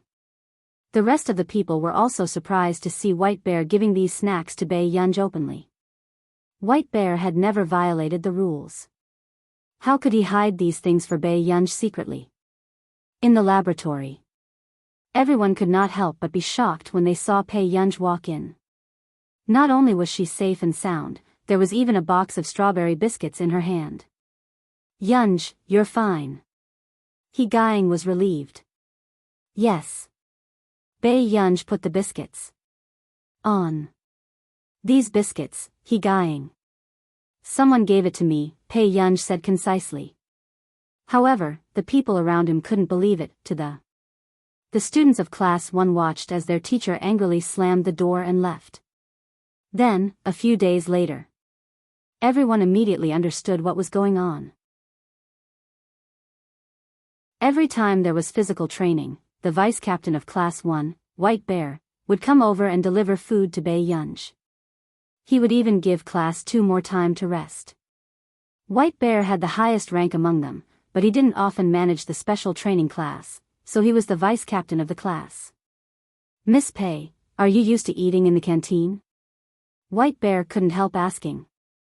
I eat in the administrative building. After Bei Yunj said this, White Bear knew that he wasn't the only one who was opening a back door for Bei Yunj. Then do you live in the dormitory? White Bear probed. Bei Yunj glanced at him. No. End of chapter.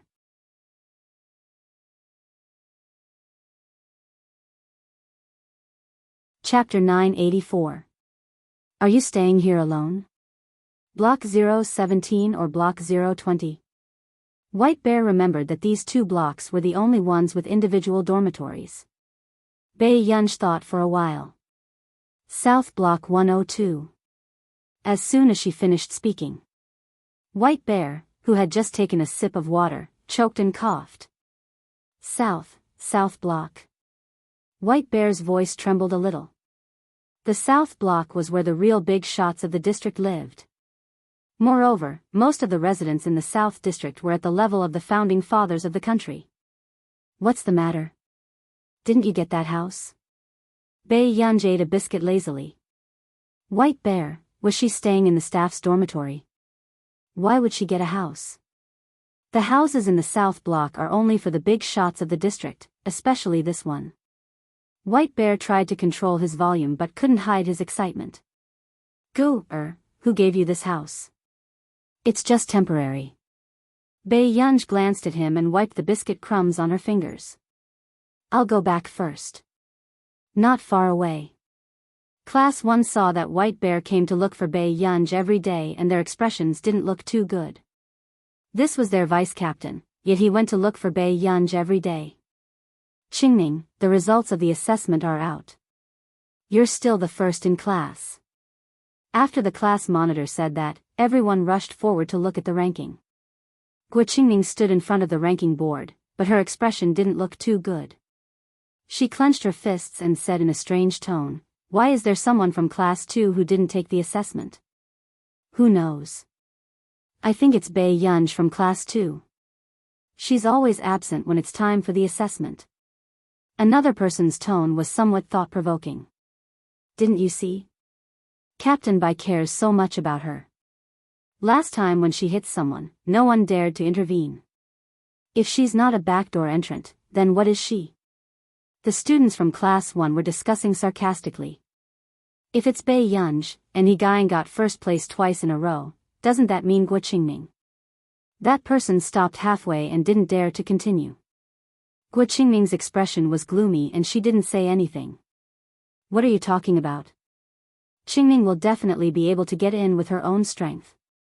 If Bei Yunj gets in because of her connections, I think this laboratory will be meaningless. Although she heard them say that, Guo Qingming still walked out with a sullen face. At this moment, the boy who had given her the answers last time glanced at the empty corridor and walked to Guo Qingming's side. Guo Qingming, did you hear that? In this test, we'll rely on our own abilities. If Bei Yunj can get in through the back door, why can't you fight for a fair path for yourself? Guo Qingming clenched her fists. After a long time, the boy heard her speak. Where did you hide it? When the boy heard this, he laughed. Even He Gaing was a little nervous when the real test ended. Yunj, are you nervous? Bei Yunj chewed on her candy and played with her phone. What? Examination. Aren't you nervous about your results? Don't you want to know if you can enter? After several assessments, He Gaing was on par with Guo Qingming. Naturally, she was under a lot of pressure. Bei Yunj said slowly, it's expected. Why are you nervous? He Gaing was speechless. How could this person, who was called to be lectured at least 3 days a week and didn't have time to attend classes, be so confident?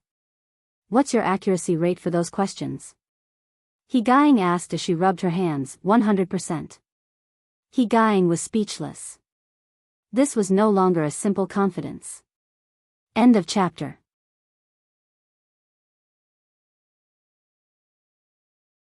Chapter 985. He Gaing looked at Bei Yunj for a while and patted Bei Yunj's shoulder. She sighed and said, it's good to be young.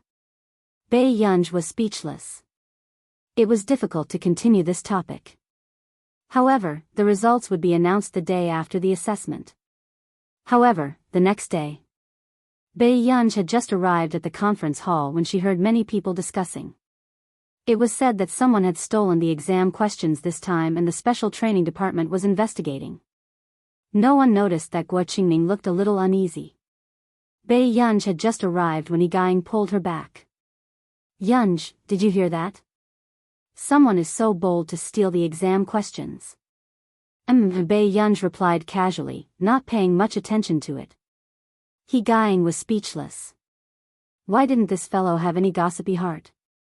Before He Gaing could say anything, she saw the teacher of Class 1 walk in hurriedly. Everyone can take a look at the ranking of this assessment. The teacher of Class 1 distributed the name list and glanced at Bei Yunj before she sneered. This time, she wanted to see who could protect Bei Yunj. Guo Qingming is first, He Gaing is second. Everyone was shocked. Only He Gaing sensed that something was wrong. She did not see Bei Yunj in the top 10. He Gaing frowned and looked down. She did not expect Bei Yunj to be last. However, Bei Yunj's results were full marks. Not only He Gaing, even Bei Yunj could see this situation clearly.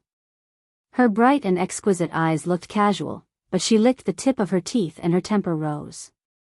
She was starting to use such a lousy trick on her. Teacher Li, what do you mean? Why is Bei Yunj at the bottom even though she scored full marks? He Gaing stood up and questioned. Do you still have to ask why? Doesn't Bei Yunj know it herself? Teacher Li laughed coldly. Everyone already knew that the exam papers were stolen. They just wanted to give that person one last chance. And the result? Bei Yunj, you're really brave. You memorized the answers so well. You must have put in a lot of effort, right? His words made Guo Qingming feel a little relieved, but she couldn't calm down. Because the second last boy was the one who gave her the answer. He had also been discovered. She couldn't be sure that Dong Cheng wouldn't rat her out. Even though they had already made an agreement. I draw a clear line between public and private affairs. Other than Bei Yunj, Dong Cheng from our class is also the most suspicious. I won't let any of them off. After Teacher Li finished speaking, Dong Cheng's face turned pale. He hurriedly shook his head. Teacher, I was just possessed. I didn't do it on purpose. Dong Cheng, tell us who the main culprit is. If you explain it clearly, I can ask the higher-ups to be lenient, Teacher Li said. Dongqing lowered his head. His eyes darted around, and his body trembled. Soon. He gritted his teeth and suddenly pointed at Bei Yunj. Teacher. She was the one who instigated me. Guo Qingning heaved a sigh of relief and the corners of her mouth turned up slightly. Don't talk nonsense. He Guying scolded. He Guying. Teacher Li glanced coldly at He Guying and then looked at Bei Yunj. Do you have anything to say? Bei Yunj sat in her seat and played with her pen lazily. She sneered and looked at her leisurely. I stole the answers. How could you find out? As soon as she finished speaking. Teacher Li's expression changed. The others suddenly remembered that Bei Yunj hacked the system last time. End of chapter.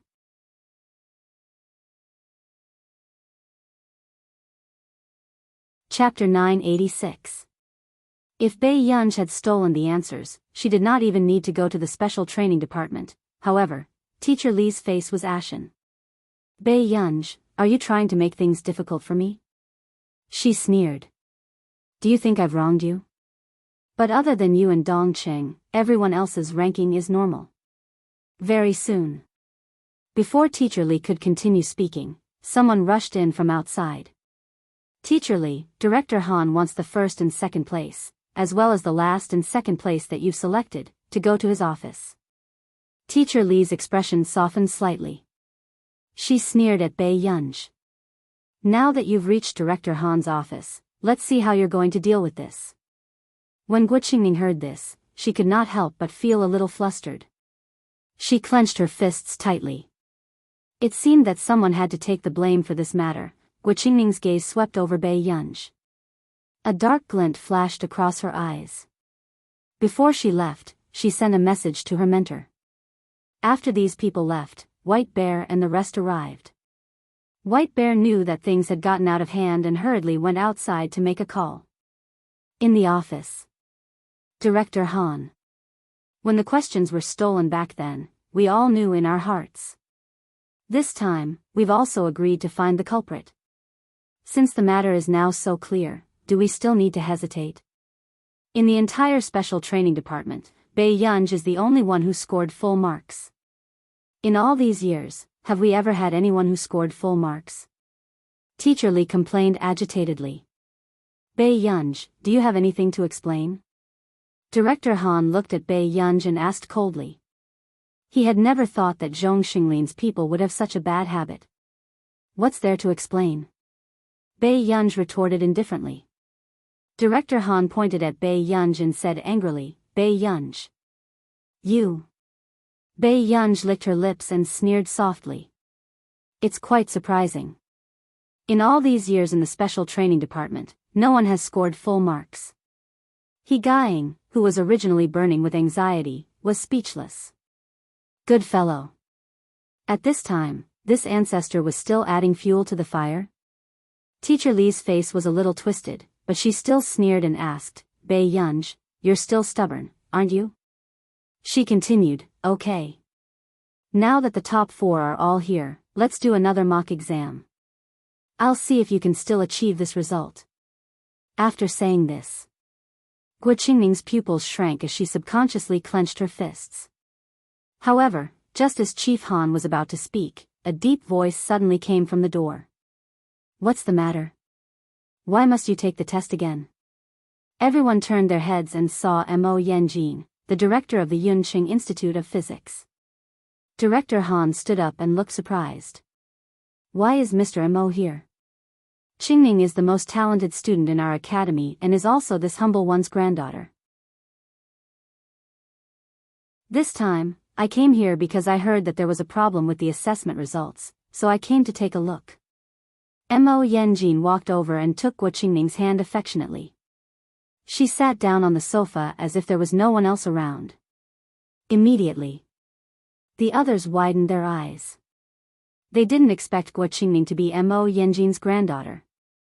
No wonder Guo Qingning could enter Class 1 as soon as she entered the special training class. Of course, this is not Student Guo's problem. Teacher Li immediately smiled and said, Student Guo's results in the special training class are excellent, very outstanding. Qingning has been obedient since she was a child. Of course, I don't think it's her problem. Mo Yanjin glanced at the others. I'm just here to say that the juniors of our Mo family are not to be bullied. End of chapter.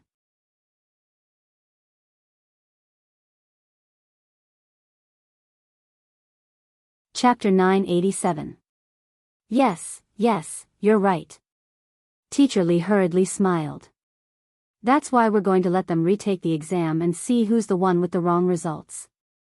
Mo Yanjin laughed and asked, why should Qingning be implicated by other people's problems? Qingning heaved a sigh of relief when she heard this. She said softly, Grandpa, I already said that I won't rely on you for this. But you're the younger generation of the Mo family. You have to remember that with Grandpa around, no one can force you. After Old Master Mo finished speaking, Teacher Li hurriedly replied, Old Master Mo is right.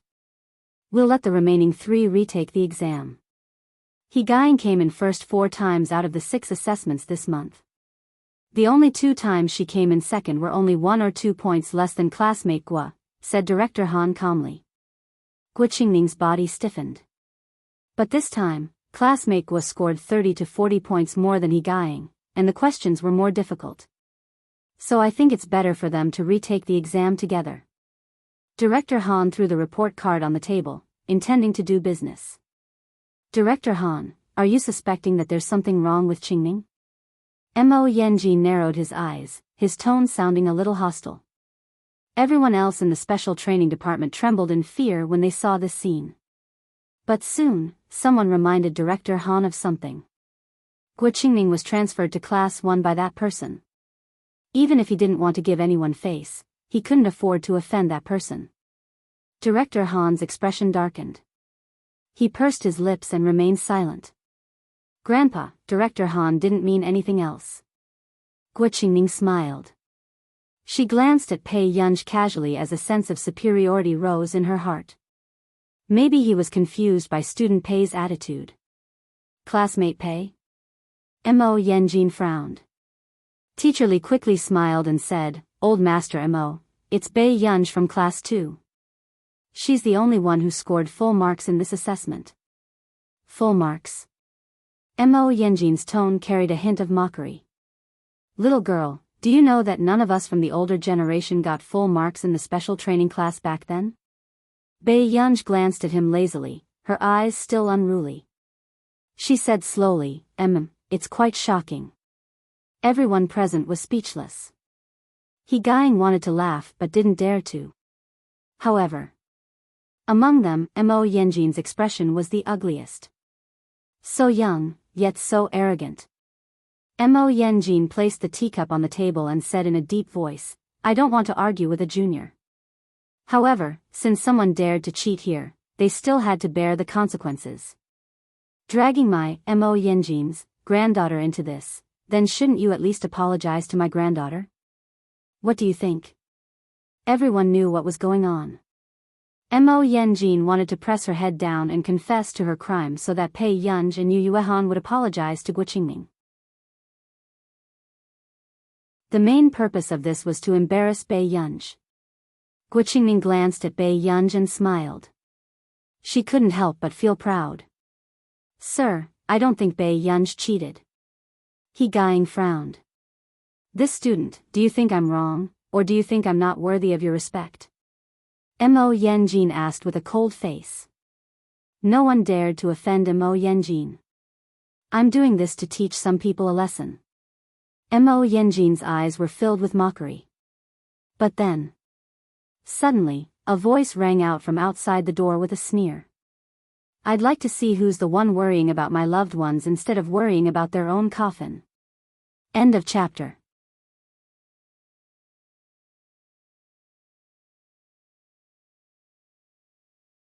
Chapter 988. As soon as he finished speaking, everyone felt that this voice was familiar and subconsciously turned their heads to look. They didn't expect the person in front of them to be Zhong Xinglin. Zhong, it's Elder Zhong. Everyone sucked in a breath of cold air. Although many people knew that Bei Yunj was from the Computing Institute, they didn't expect Zhong Xinglin to come in person. After all, Mo Yanjin was Guo Qingning's biological grandfather. However, they had never heard of Zhong Xinglin having a granddaughter. Before everyone could come back to their senses, they saw that there was someone beside Zhong Xinglin. It was actually Professor Yu Guang, the former director of the National Defense First Research Institute. Yu Guang desperately tugged at Zhong Xinglin's sleeve, reminding Zhong Xinglin to pay attention to his image. Unexpectedly, Zhong Xinglin turned to look at him. "Yu Guang, if you pull my sleeve again, I'll make you pay for it." Yu Guang, the expression on Mo Yanjin's face froze. She didn't expect to see Zhong Xinglin and Yu Guang. "Elder Zhong and Elder Yu are here," Mo Yanjin asked stiffly. Zhong Xinglin looked straight ahead as he brushed past Mo Yanjin and walked to Bei Yunj. "Gu, did someone bully you?" As soon as Yu Guang walked over, Director Han bowed slightly to him. "Director Yu." After all, he was also from the National Defense First Research Institute. "What's going on?" After Yu Guang finished asking, Teacher Li interrupted. "Someone stole the exam questions." When the exam results came out this time, only Bei Yunj got full marks. These words were just short of pointing at Bei Yunj's nose and accusing her of cheating. Yu Guang, he shouldn't have let Bei Yunj go through the proper procedures. When he was in the special training department, he didn't get full marks either. "Ask Leng to come here. If this matter isn't resolved properly, don't borrow people from me in the future." Zhong Xinglin's face darkened as he roared. Everyone was scared witless. They didn't expect Zhong Xinglin, who had always been good-tempered, to be so angry. Mo Yanjin felt embarrassed. "Mr. Zhong, someone has identified Bei Yunj." "Identify? Who identified him?" From Zhong Xinglin's tone, it was obvious that he was here to settle scores. Dong Qing braced himself. Elder Zhong, it's me, are you very close to Gu, Zhong Xinglin asked indifferently. "No, then why did she follow you to steal the answers?" Dong Cheng was at a loss for words. His stammering voice became softer and softer. "Because I was the one who took the answers and was seen by classmate Pei. So, student Pei asked me for." Hearing this, Guo Qingning felt a little better, but a twisted jealousy flashed through her eyes. She did not expect that Zhong Xinglin would actually stand up for Bei Yunj. Then, what everyone did not expect was that Zhong Xinglin would turn around and scold Director Han. "Han Kemming, how dare you slander our Gu, with such a lousy reason? Zhong Xinglin, Director Yu knows about this matter. Is it possible for Bei Yunj to get full marks?" Director Han frowned. He felt that Zhong Xinglin was being unreasonable. Yu Guang, it was still because he was too young. Suddenly, Bei Yunj said, "Let's reassess." Her gaze slowly swept across the people in the special training department. She sneered softly and said in a cold tone, "I also hope that the district will give me an explanation after the reassessment." Suddenly, Yu Guang felt a headache coming on. A person who had won the Ferris Prize was now being looked down upon. And the authenticity of a person who scored full marks in a small assessment was being questioned? Who wouldn't be angry if this happened to them? Moreover, Bei Yunj had a bad temper to begin with.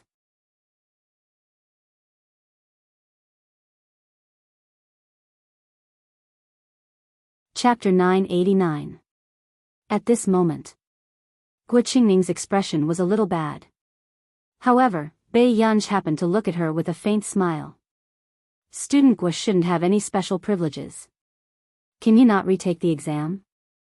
Guo Qingning, who was relying on Mo Yanjin's support. She could still be a little tougher. But now that Zhong Xinglin was here, how could Mo Yanjin be an exception? After Zhong Xinglin agreed to retake the exam, Mo Yanjin had no choice but to agree. The retake time was 1.5 hours. During this time, Old Master Leng also came. When Teacher Li saw that Guo Qingning was not in a good state, she knew that the cheating might have something to do with Guo Qingning. An idea quickly appeared in her mind. After hesitating for a moment, determination flashed across Teacher Li's eyes and she secretly walked out of the office. However, after more than 20 minutes, Bei Yunj finished the questions and submitted the answers. Even Chief Han was stunned by the speed at which he was moving. So fast. Had Bei Yunj already given up? Director Han pulled out the answers doubtfully and checked them carefully one by one. But a few minutes later, Director Han's expression kept changing. How was this possible? How could there be such a correct rate in 20 minutes? After Director Han finished checking the last question, his scalp went numb. Bei Yunj still got full marks. Instantly. The atmosphere in the special training area seemed to have frozen. There was actually someone who could get full marks. The remaining 3 had only finished a third of the questions. After hearing Director Han's words, they were about to collapse. What kind of monster was this? The youngest student in the special training class got a record-breaking full score in the exam? He Gaiying's mouth twitched as well. Thinking of how arrogant she was to teach Bei Yunj questions, she suddenly wanted to slap herself. The results are out. Do you have anything else to say? Zhong Xinglin glanced at everyone expressionlessly. At this moment, Bei Yunj stood up and slowly tied her scarf. She took out the key from her pocket. Old Master Lang, I'll return this key to you first. Old Master Lang, who already knew the cause and effect of the matter, started to panic. Keep the key. I don't live in the district anyway. Also, I will definitely seek justice for you. After that, Mo Yenjin's expression was already ugly enough. After everyone finished their assessment, only He Gaiying's results were the most stable. As for Guo Qingning, she was an entire 40 points lower than He Gaiying. Dong Cheng was still at the bottom. Who was the one who cheated? The answer was obvious. And the final result was a slap to everyone's face. In the corridor, I think I heard someone calling for my Gu to apologize. At this moment, Zhong Xinglin started to hold a grudge. Mo Yenjin looked embarrassed. Elder Zhong, I didn't expect Qingning to do such a thing. But Qingning is still young after all, there's no need to hold on to this matter. However, He Gaiying, who was beside her, said faintly, what young? Isn't Bei Yunj the youngest? Elder Mo didn't have this attitude when he asked Yunj to apologize to Guo Qingning just now. Mo Yenjin's face darkened. Before Bei Yunj could say anything, her phone suddenly vibrated. She glanced at the message and quickly put her phone back into her pocket. She glanced at them. She said slowly, I still have something on, so I'll leave the first district first. As for the rest, listen to our old master. With that said, Bei Yunj really left. Coincidentally, Chu saw Bei Yunj leaving quickly from afar. P.S. Master Pei, it's mainly because I have to fall in love. End of chapter.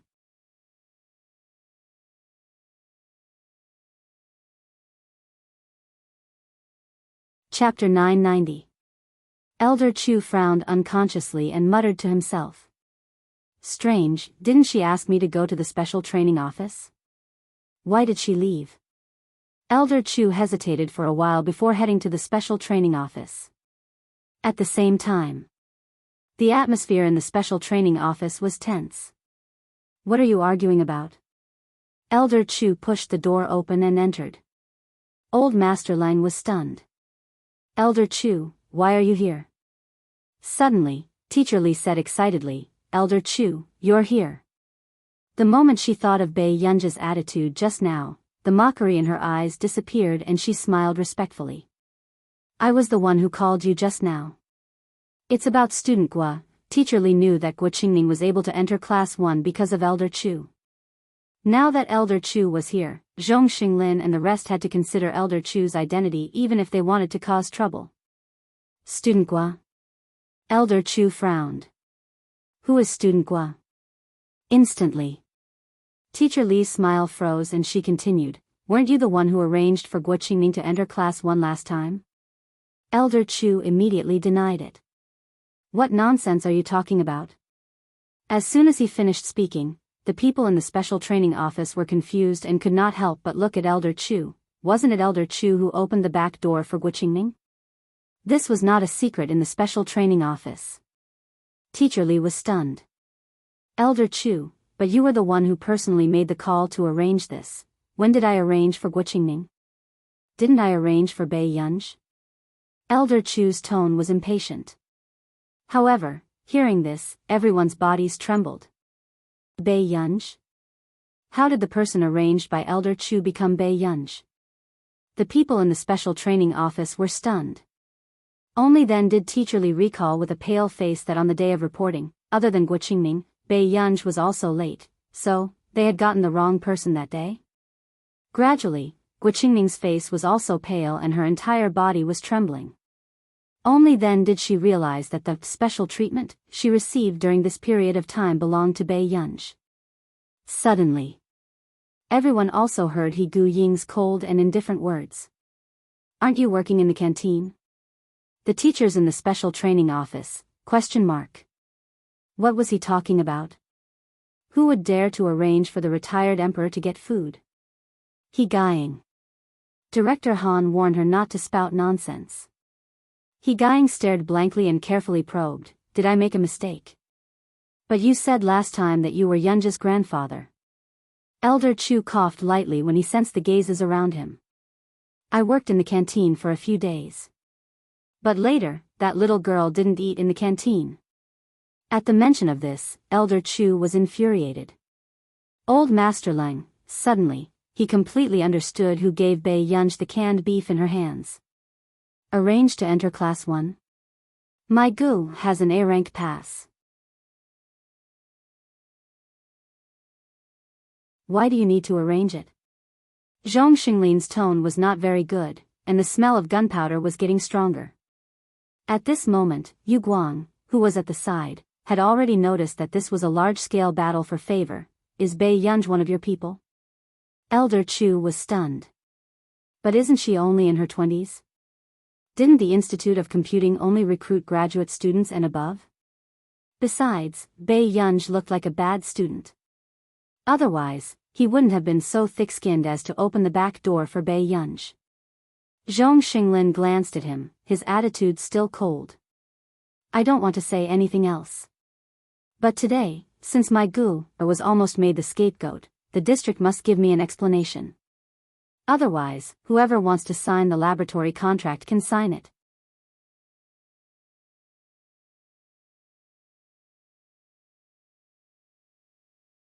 Chapter 991. Scapegoat. Elder Chu turned to look at Director Han.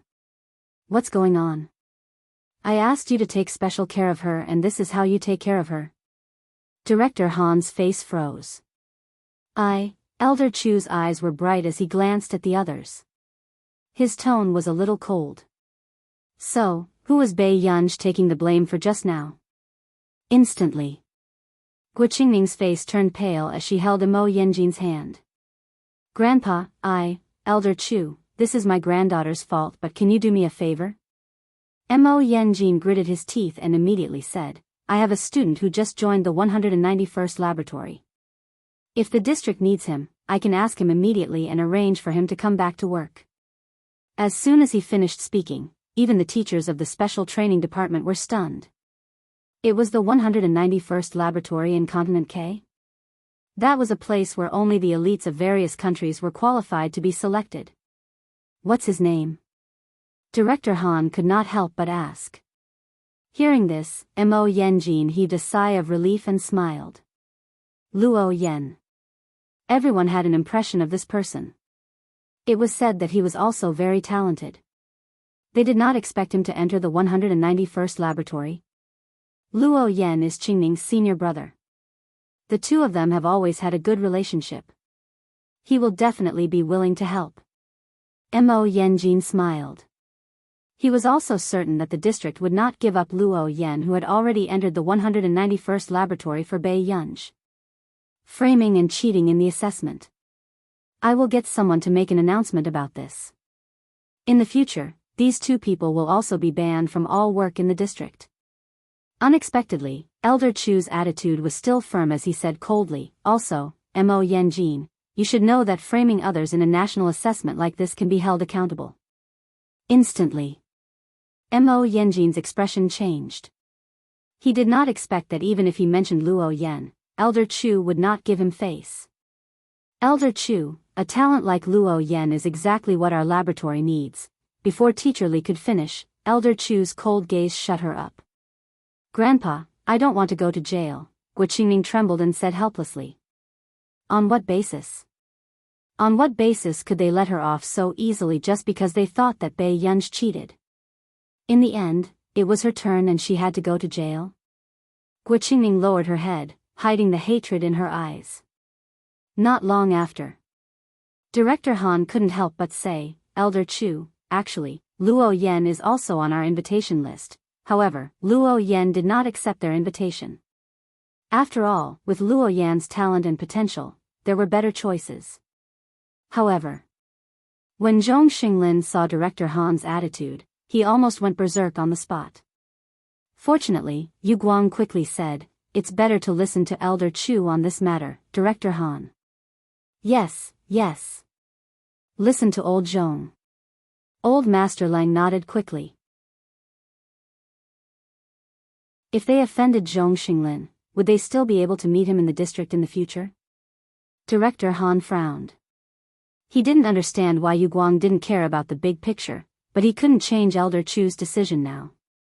When Zhong Xinglin saw that the attitude of the district was not bad, his expression turned slightly better. But facing Mo Yenjin and his grandson, he still sneered, Old Master Mo, we will pursue this matter to the end. If you don't want anything to happen to your granddaughter, I hope you can find some time to come to my humble home and apologize. Mo Yenjin's face was ashen, and she was so angry that her vision turned black. However, he had no choice but to leave with Guo Qingming. Zhong Xinglin, you'll get into trouble if you do this for a junior. Director Han frowned.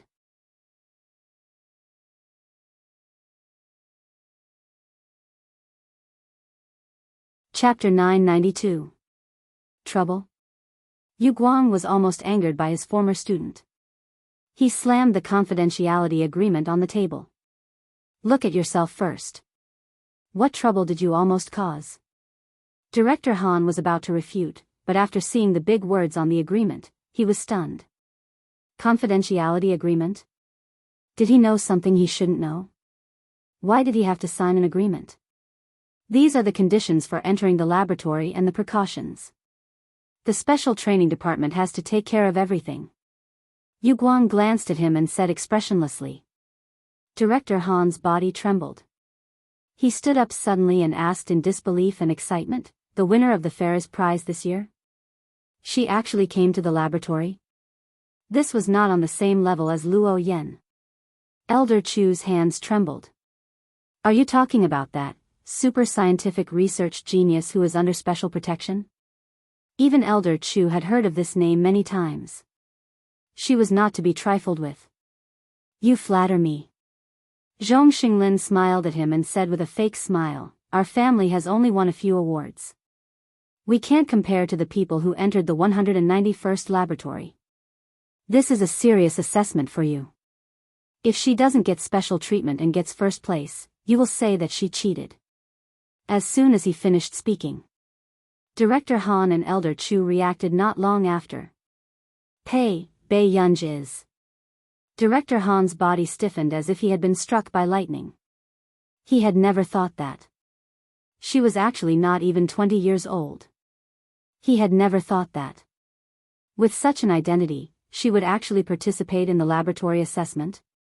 Entering the laboratory, wasn't this overkill? Elder Chu's degree of shock was no less than Director Han's. He had always thought that Bei Yunj was a typical rich second generation who fooled around. In the end, reality played a big trick on him. This girl was actually the S-level special protection target. Gu usually has a good relationship with Captain Lu and Captain Tan, so she planned to come and help. Zhong Xinglin explained their doubts, but these words were more like a slap to their faces.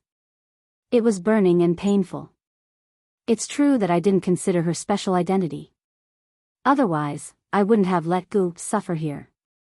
At this moment, Only then did Chief Han realize that he had almost given up for Luo Yen. No matter how talented Luo Yen was, he had never won any international awards. But it hadn't even been a year since he'd appeared out of nowhere, but he'd already been nominated for 2 international mega awards. Country R was racking their brains trying to poach him. But in the end, because of the discrimination of the guest's country, he was rejected in a high-profile manner at the awards ceremony in Farisk. If it were someone else, would they have the guts to do this? Chief Han's face was stiff, and his mind was in a mess. At the district entrance, Bai Yunj kicked the snow around his feet and put his hands in his pockets lazily. The cold wind was still blowing in his ears, but his eyes kept glancing at the entrance of the district. As expected. In less than 5 minutes, a black Lincoln limousine suddenly stopped at the entrance. As soon as the car door was pushed open, the man's straight and ascetic long legs under his suit pants came into view. Soon, she saw the man's handsome and noble face. However, just as Bai Yunj was contemplating whether or not he should lure the man in first, a voice suddenly rang out. Suddenly, the girl's shy voice sounded from the door. "Mister, what brings you here?" "Bai Yunj, it was better to get him home early so as not to attract bees and butterflies."